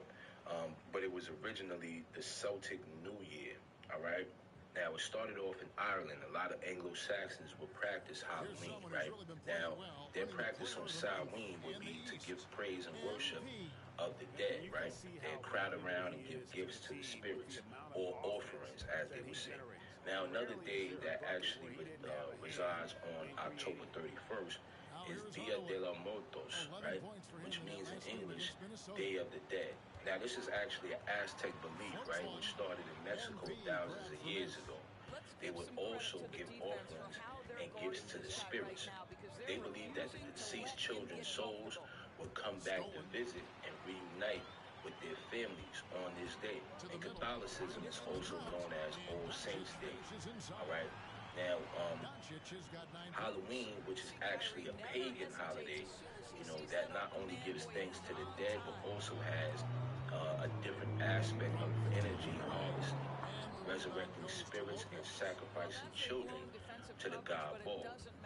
Now, I'm going to show y'all this clip, right? This is from the movie Halloween 3, all right? But this is basically what Halloween stands for and represents in America. And this is the best ever. The joke of the children. You don't really know much about Halloween. You thought no further than the strange custom of having your children wear masks and go out begging for candy. It was the start of the year in our own Celtic lands, and we'd be waiting. In our houses of wattles and clay, the barriers would be down, you see. Between the real and the unreal. The dead might be looking in to sit by our fires of turf. Halloween, the festival of Samhain. The last great one took place 3,000 years ago when the hills ran wrecked with the blood of animals and children. Sacrifice is part of our world. Our craft. Witchcraft. To us, it was a way of controlling our environment. Not so different now. It's time again. In the end, we don't decide these things, you know. The planets do. Now, we're going to break down certain symbology that takes place on Halloween. All right, a lot of people may, think it's all fun, trick-or-treat, carving pumpkins, but we're going to talk about the different aspects of what takes place on Halloween, all right? One in particular is going to be the pumpkin, all right? Now, the pumpkin concept, or the carving of a jack-o'-lantern, all right, it comes from Ireland, okay, by way of a man named Stingy Jack. Now, the story goes, Stingy Jack, right, invited the devil basically to have a drink with him, right, to make a pact, needless to say, right? When it was time for Stingy Jack to pay for the drinks, he convinced the devil to turn into a coin. Now, when the devil came to collect his soul, he asked to be immortalized, and the devil tricked Stingy Jack, all right, and turned him into a pumpkin, all right, hence the carving of a face into a pumpkin. You know what I'm saying? That's actually bringing Stingy Jack back to life. Now, the story goes that, he was barred from heaven and hell due to his, behavior, right? So he couldn't get in heaven or hell. So, you know, the devil gave him a place to reside, which was so different now. It's time again. In the end, we don't decide these things, you know. The planets do. Now, we're going to break down certain symbology that takes place on Halloween. All right? A lot of people may, you know, think it's all fun, trick-or-treat, carving pumpkins, but we're going to talk about the different aspects of what takes place on Halloween. All right? One in particular is going to be the pumpkin. All right? Now, the pumpkin concept or the carving of a jack-o'-lantern, all right, it comes from Ireland, okay? By way of a man named Stingy Jack. Now, the story goes, Stingy Jack, right, invited the devil basically to have a drink with him, right, to make a pact, needless to say, right? When it was time for Stingy Jack to pay for the drinks, he convinced the devil to turn into a coin. Now, when the devil came to collect his soul, he asked to be immortalized, and the devil tricked Stingy Jack, all right, and turned him into a pumpkin, all right, hence the carving of a face into a pumpkin, you know what I'm saying? That's actually bringing Stingy Jack back to life. Now, the story goes that, you know, he was barred from heaven and hell due to his, you know, behavior, right? So he couldn't get in heaven or hell. So, you know, the devil gave him a place to reside, which was in a pumpkin. So when you carving a pumpkin and all of that stuff, putting the face in a pumpkin, that's actually the face of Stingy Jack, all right? But America won't tell you this. They'll just have you carving pumpkins and making it look cool, you know, but that's actually, you know, bringing a spirit in your home, you know what I'm saying? Now, another concept is going to be trick-or-treat. Now, trick-or-treat is real vile and evil, okay? This is messed up. But the Celtics thousands of years ago would actually use children that were blindfolded and play sort of a game, okay, to give offerings or child sacrifices to the spirit that would tell them ball, right? They would walk this child down the path and give them a piece of fruit if they were to be kept. You know, now the child that they would give up as an offering, okay, they would push the child down a tomb of fire to be sacrificed to ball. Connaughton and Middleton share the wing duty. And it's MP in at the point.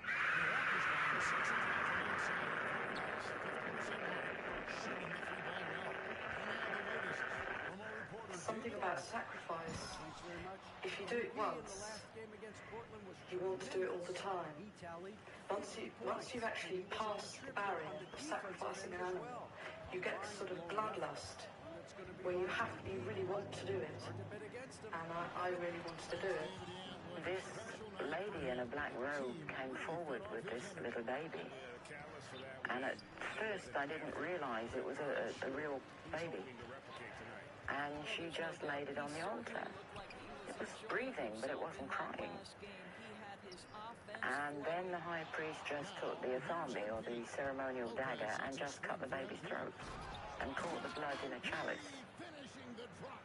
At that point, I was staggering, reeling. I thought I was just going to throw up. I just couldn't believe it, but by then I was so scared that I just stood there. And then when I was led forward, I thought, this is it, it's your turn, they're going to kill it. And I was lifted up onto the altar. Now, I at that time was still in white. It was part of a sacrifice known as the Sacrifice of the White Virgin. And the same blood that had come from the baby was daubed all over my body.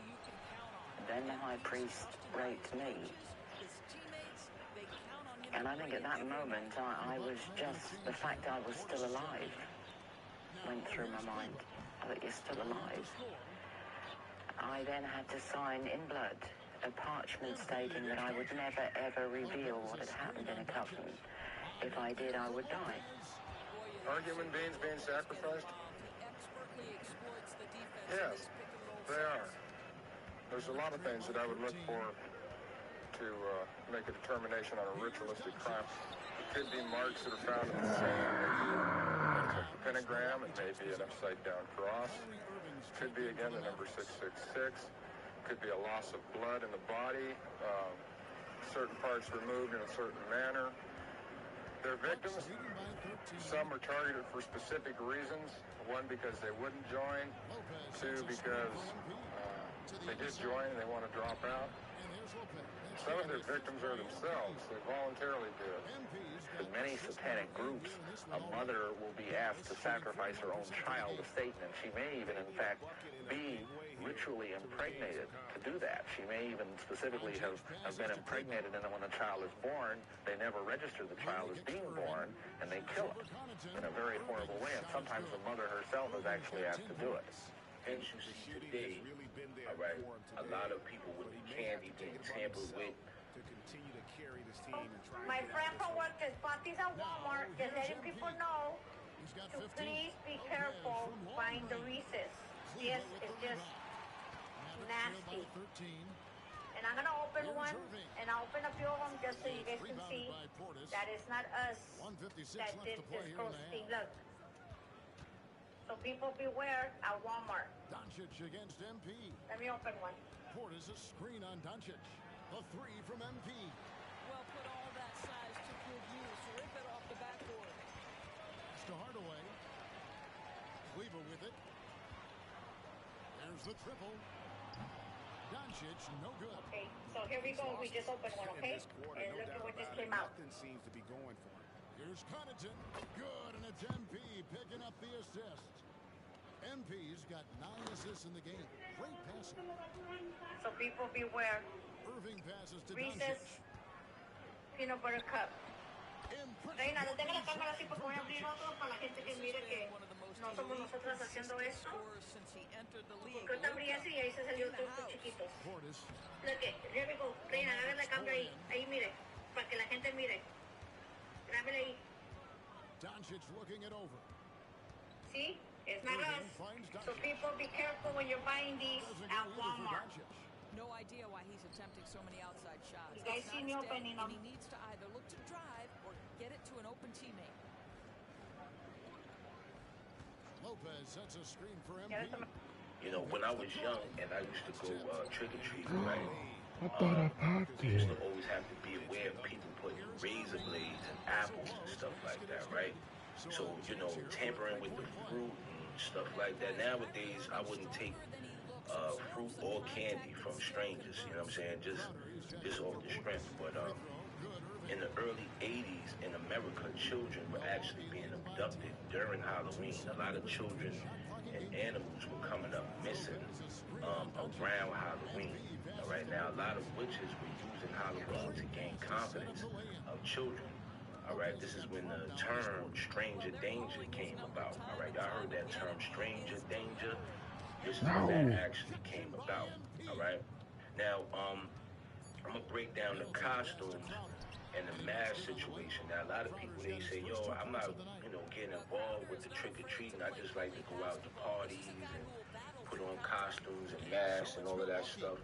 But I'm gonna break down the whole aspect of costumes and masks, all right? Which we used in the early years of pagan rights. Now, if you pay attention, right, you see a lot of these witches hats, right? You see these people with these witches hats on, all right?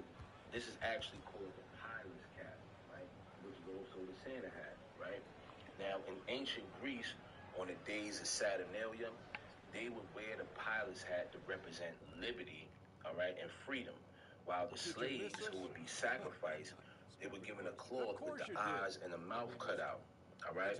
Now, when you see people wearing masks, right, and, this is the same concept. When you put on a mask, these people were sacrificed. This is where the whole ski mask come from also, right?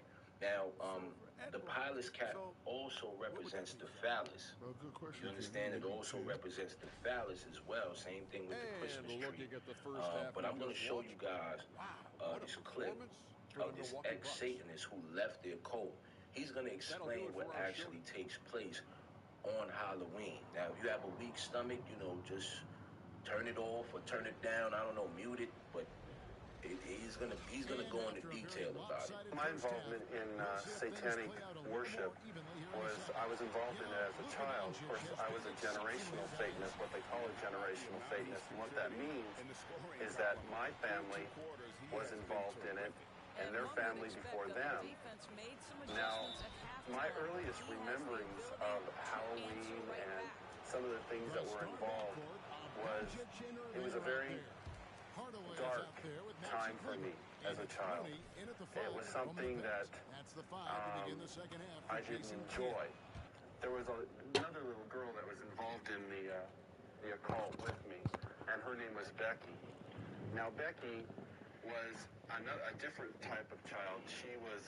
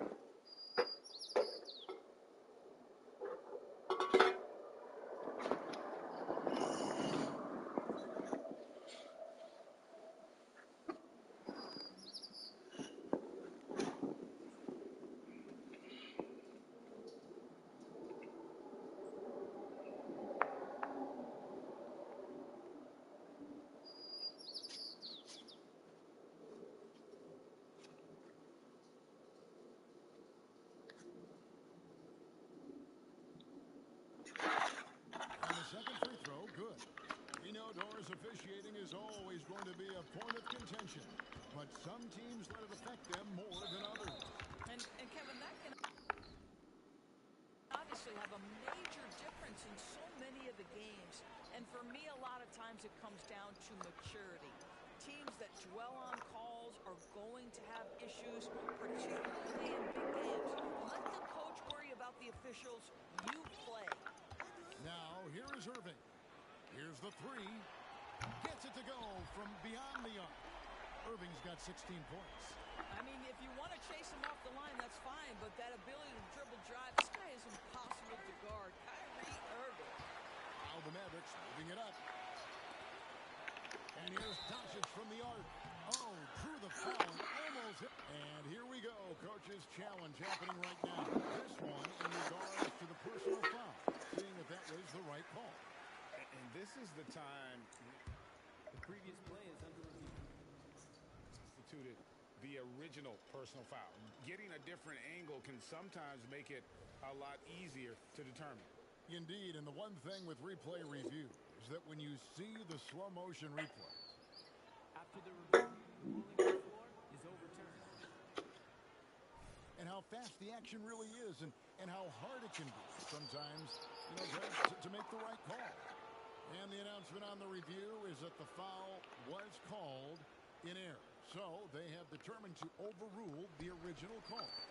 And guys, this is what it's all about, getting the call right. And I think in this case, the video review showed that while it was a tough call to make on the floor, they got it right with the review. And what an alley-oop. Those two read each other so well. It's a play I'm sure they love to run. Mavericks trailed by 14. And a minute played as the second half gets going. Doncic finds Looney. Irving with it.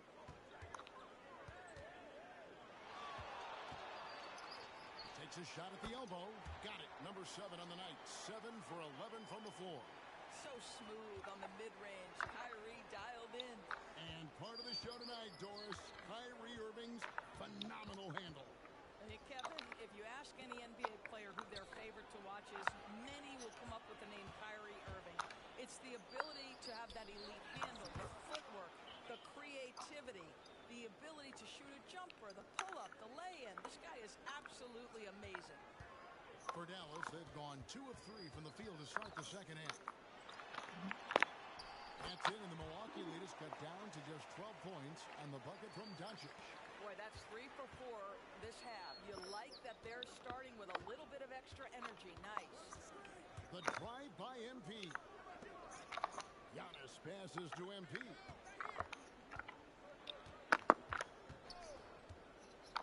Shot clock at 6. He's looking for Giannis and finds him. The shot, no good. And so Doncic will bring it up for Dallas. Now the pass to Irving. This one for 3. Antetokounmpo pulls it in. Antetokounmpo's got rebound number 10 tonight with that last one. MP outside. There's Giannis with the slam. Yeah, boy, the length of Giannis to get to the miss, and then the offensive ability to do damage afterward. Doncic passes to Looney, and foul on the shot, so he'll get a chance at the line. And really, the defense fouling there to prevent the layup, but that's exactly what you need to do. The Mavericks shooting their second and third free throws tonight. And so Looney nails both of them. Bucks leading by 12. Middleton dishes to MP. Lopez sets a screen for MP.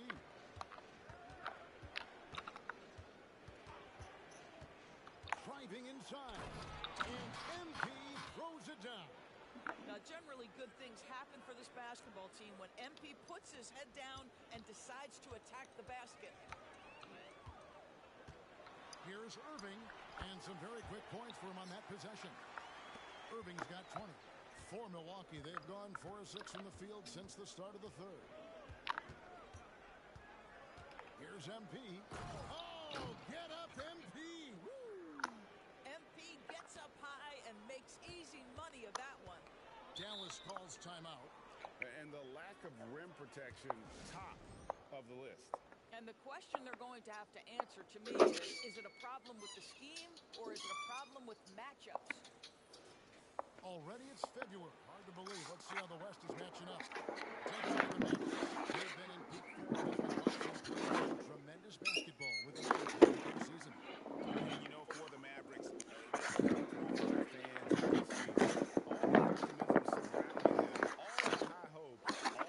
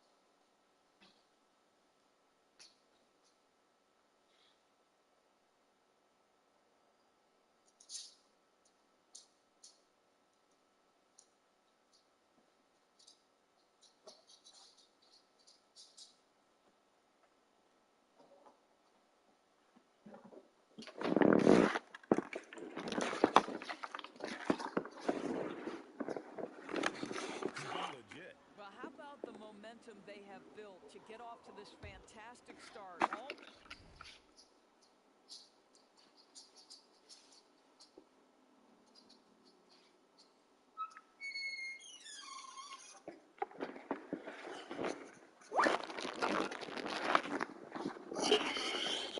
right now for this group.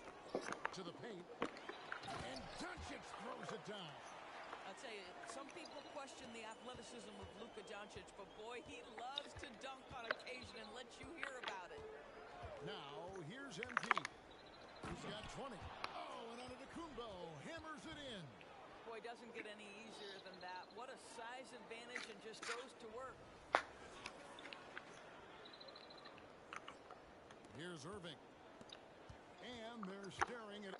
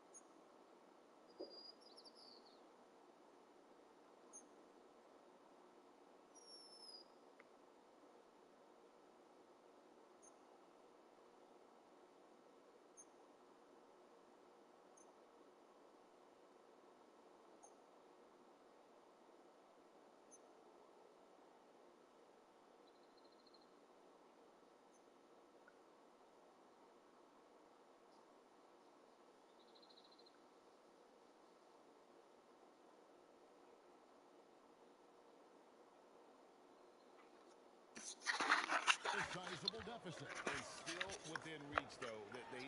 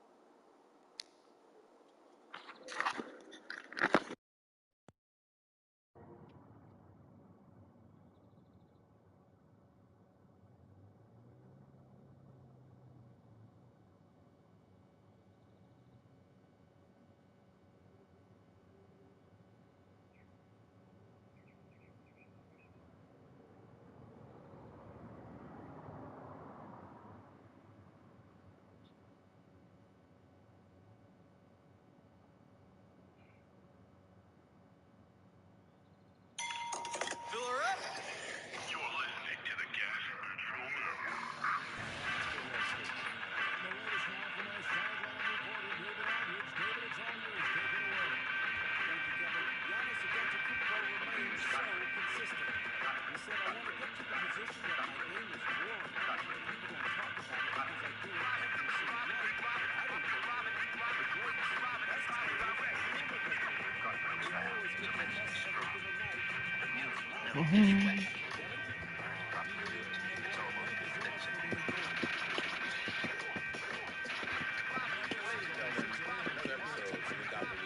You know, it's a Monday.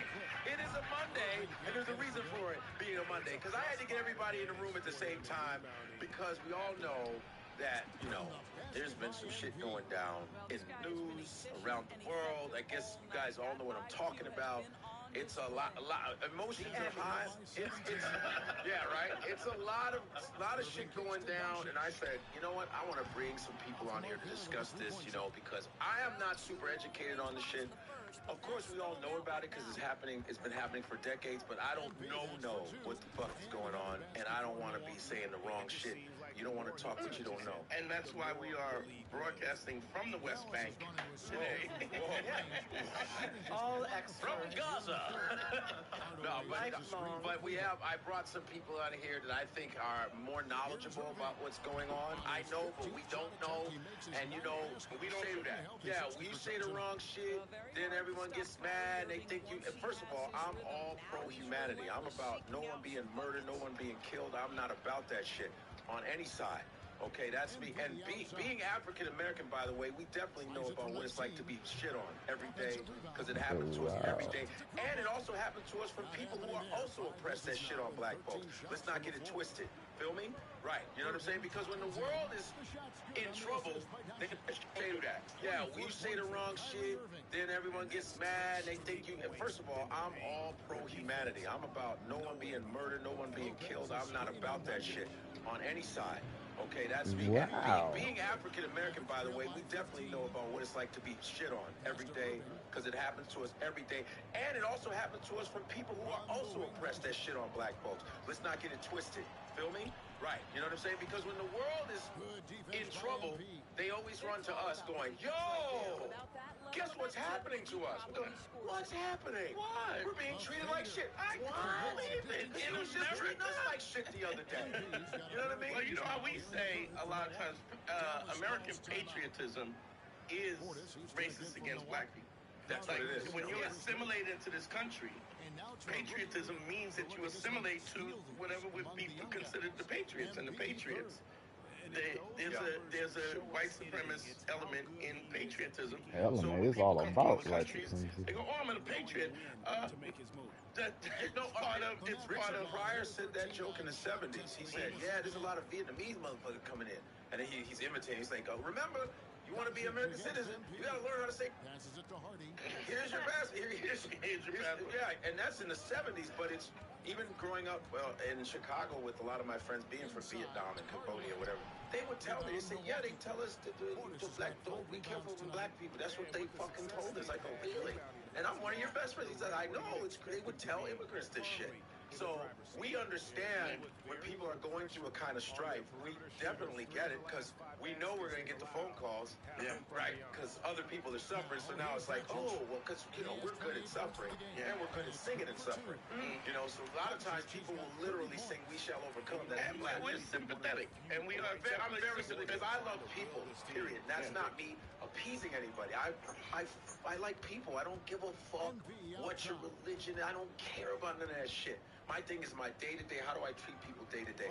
And that's why I wanted to bring people that are from different perspectives and different countries who I think know more about this shit than I do, even though I've traveled to some of these countries before, you know, performing and stuff.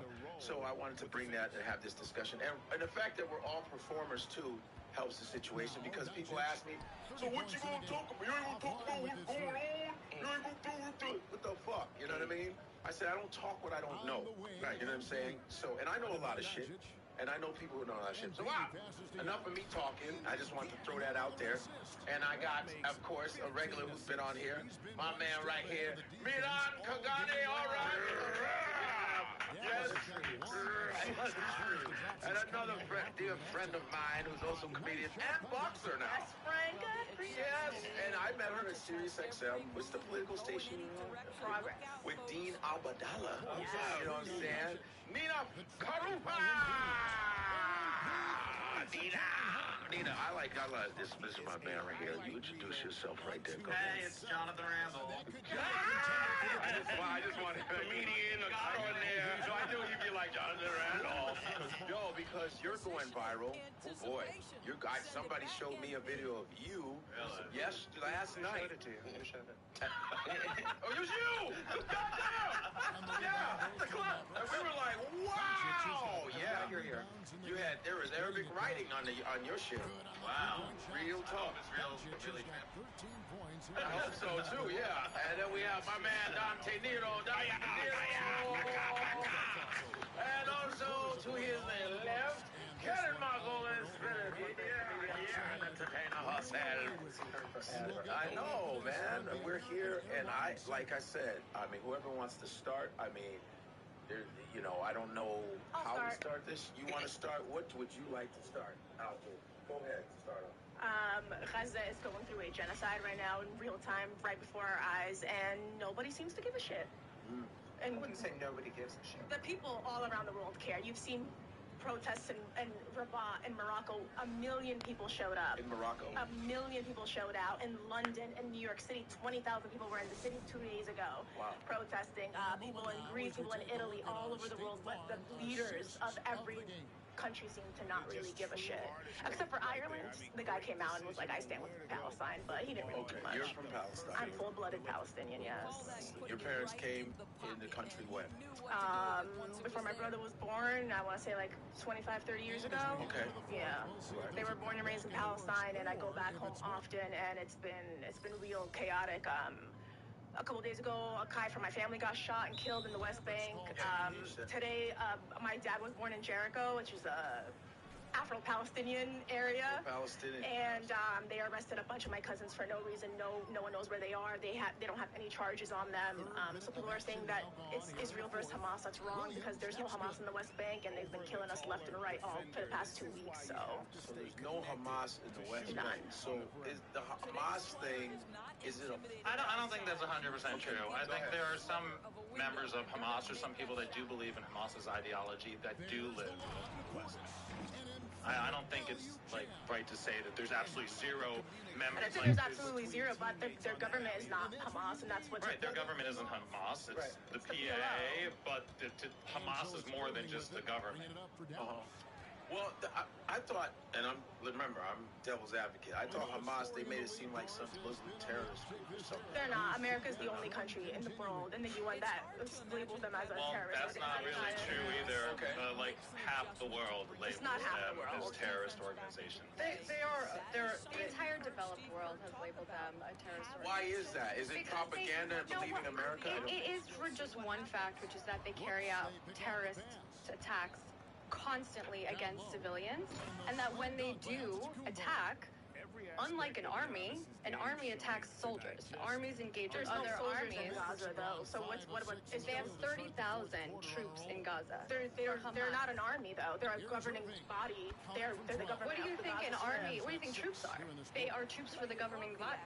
There's 30,000 of them. Yeah, and they committed a genocide in Israel not a week ago. It was an attack. Not a week ago. Can we back up a little in the most brutal way that people have seen. Why? In almost Why? You just think you're not gonna get caught? Is that what that is? I won't get caught.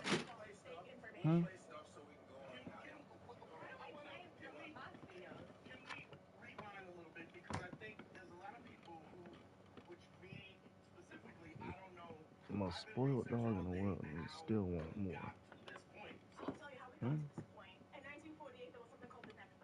It ate me. It's what I do. Hundreds of thousands of Jewish people were granted refuge in Palestine.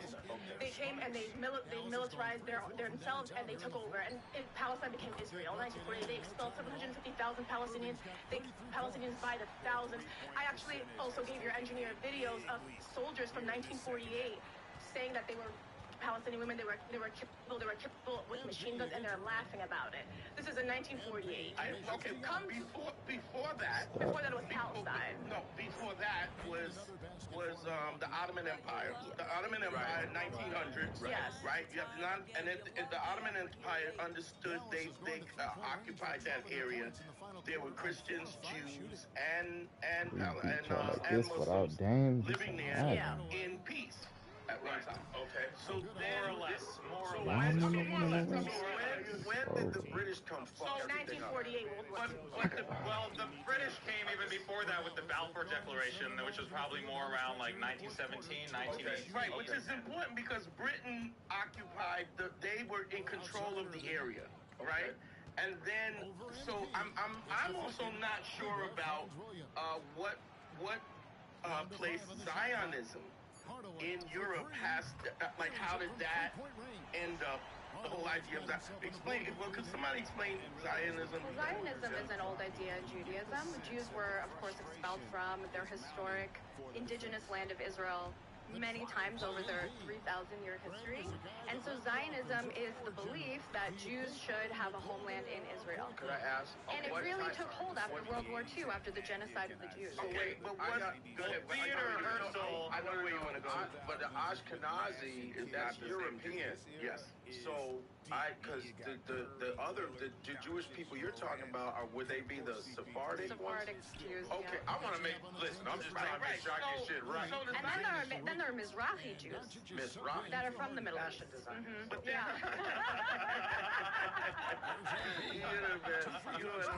Yes. I'm in the news. There's something about the Zionism that was going on in Europe, where there was this idea of the fact of a country for people that has no country. That was it. Well, that was some of the propaganda that they used, but this idea of the Jews returning to their ancestral homeland that God gave them in the Bible has to do with what Theodore Herzl, who is kind of like the founder of the modern day Zionism. Yes. Yeah, that is like not like 100 years old, not even. You got a picture of this Theodore Herzl, dude? Herzl. I think it'd be Also, it's a Zionism also directly talks.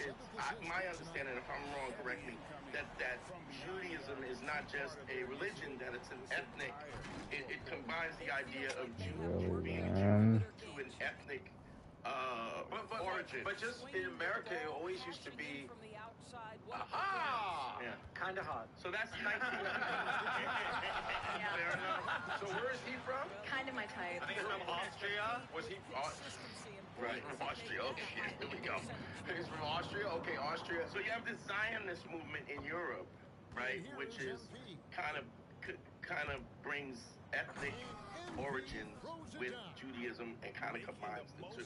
So it would be ethnic because anytime we'd say, "Oh, he looks like a Jewish person," it'd always be the European version, right? But and then you would know. I know guys that are African Jews. Like I'm Igbo, right? And there's Igbo Jews in Nigeria. Like, but I discovered it later. I was like, damn! But all we thought about was the Jewish nose and the, Right. So that propaganda. The Ashkenazi. The Ashkenazi ones, right? When you started to really get educated. There aren't too many tiny noses in the Middle East. Not a lot in general. That's a rule. I think that mind you, neither of ours are in their original form. So I think that's important to reference the historical reference of how there was this migration to Israel because people also. So what was it after the Holocaust? Before was it all Palestine? Palestine, yeah. It was called straight Palestine. Yeah. Okay. Well, Now it was called Israel. When? And then when? for thousands of years. We're not talking about Judea and Samaria, it was called Eretz Yisrael, the land of Israel, but the modern state of Israel, as we know it, wasn't created till 1948. And if you're going to say, oh, it was always called Israel, the people of Israel, but the land wasn't really called. It was Israel. I mean, unless we're going according to the Bible, If you which look at is a map, if history. you look at a map from 1947, it says Palestine. That's okay, but it's always been Israel. But that's a fact that it was called Can we show a Palestine. map? It's always been Israel. Hey, can you show a map of a map of Israel, Palestine? I also sent your producer. It's always been Israel. I feel like that's part of the problem, that people have this sort of mentality that it's always been Israel. It'll always be Israel. It's Israel. It's ours because God gave it to us, and no one's going to take it away. Jewish supremacy is the problem. Let's say something balanced. And Ashkenazi supremacy is even a bigger part of Jewish supremacy because they do subjugate other Jews that they're Wow. Wait, can you confirm that in 1947 it was called Palestine? Let's say something balanced. Because you seem to... The British mandated Palestine. Let's say something that makes sense. It has always been called Israel, and it has also been called Palestine. And the problem is that you can't say Israel belongs all to the Jews or Israel belongs all to the Palestinians. That's the problem. The problem is it's called both. Yeah, I 100% agree. Historically, a whole bunch of people settled in Two nations live there. Absolutely. That's the problem. So One nation We need is one getting solo treated... shot. But one nation is getting treated a whole lot worse. Well, one nation had its baby. So here's the question. I'm sorry. I gotta speak up about this baby thing because, as far as I know, 40 babies being is pure lies. And a newscaster said it that she heard an Israeli soldier say it. And she came out after and said it wasn't true. And it's being used to rile up Islamophobia, and it's very dangerous. And I'm sorry, Hamas did enough bad things. We don't need to make up more bad things. We don't need to say there's mass rapes and they're babies when they're not. Bad enough that they kidnapped. They dragged bleeding women, bleeding from their what vagina. proof do you have this other than one video of a woman with bloody pants in the back? When even the Israeli military sent out a statement that said that all claims have not been substantiated. I also have a video of a woman who... I'll tell you. Wait, can I say where the video is? Let me cite my sources. Sure. My sources are Hamas. Let me see The source is Hamas. Pull it up. Pull up your Telegram. Pull it up. Pull up your Telegram. Pull it up. The sources are the Hamas Telegram channel. That's where we got all these videos. Every video, every picture of the atrocity that happened a week ago.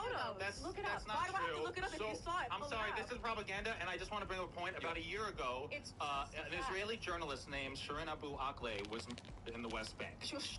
Well, hold on. And as soon as she was... Israel started circulating videos of how she was shot by a Palestinian. Later, it came to be revealed that these videos took place in a completely different place. They had nothing to do with Shirin Abu Akleh's death, and that Israel, in fact, Israel,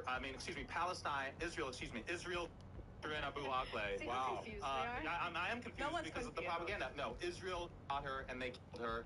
And I'm sorry, but Israeli propaganda has been going on since 1948 with such things as a land with no people for people with no land. Would you say that they have more... Because I was walking 34th Street, and there was a gigantic picture of the Israeli flag. Massive, like on those Megatron, those Saw that, yeah. That it was massive. But you know and it's like because they have more power, is it America is allies with them, right? Doesn't America give money to Israel? Yeah, billions every year. They also give billions of dollars to Iran that funds Hamas. So America actually... I wouldn't say billions of dollars to $6 billion they just gave Iran. They billions. America... But do you know who started Hamas? Israel.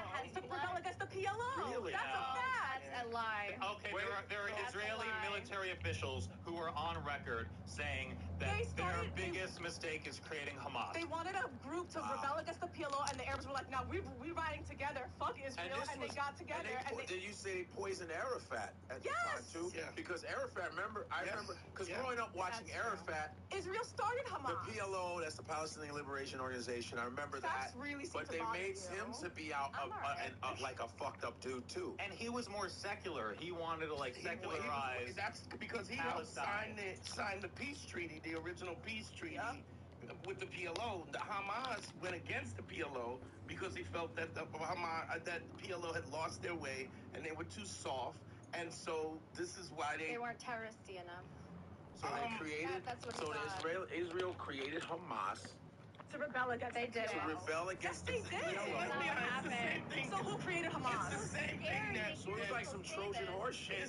By the way, it is like this has happened. America does this all the time. All the time. And this happens a lot. And not only did, like, listen, they funded weren't ISIS? single-handedly responsible America. for creating Hamas, but they helped fund Hamas, and because through Israel, Hamas was able to exist. But Israel gives Hamas purpose.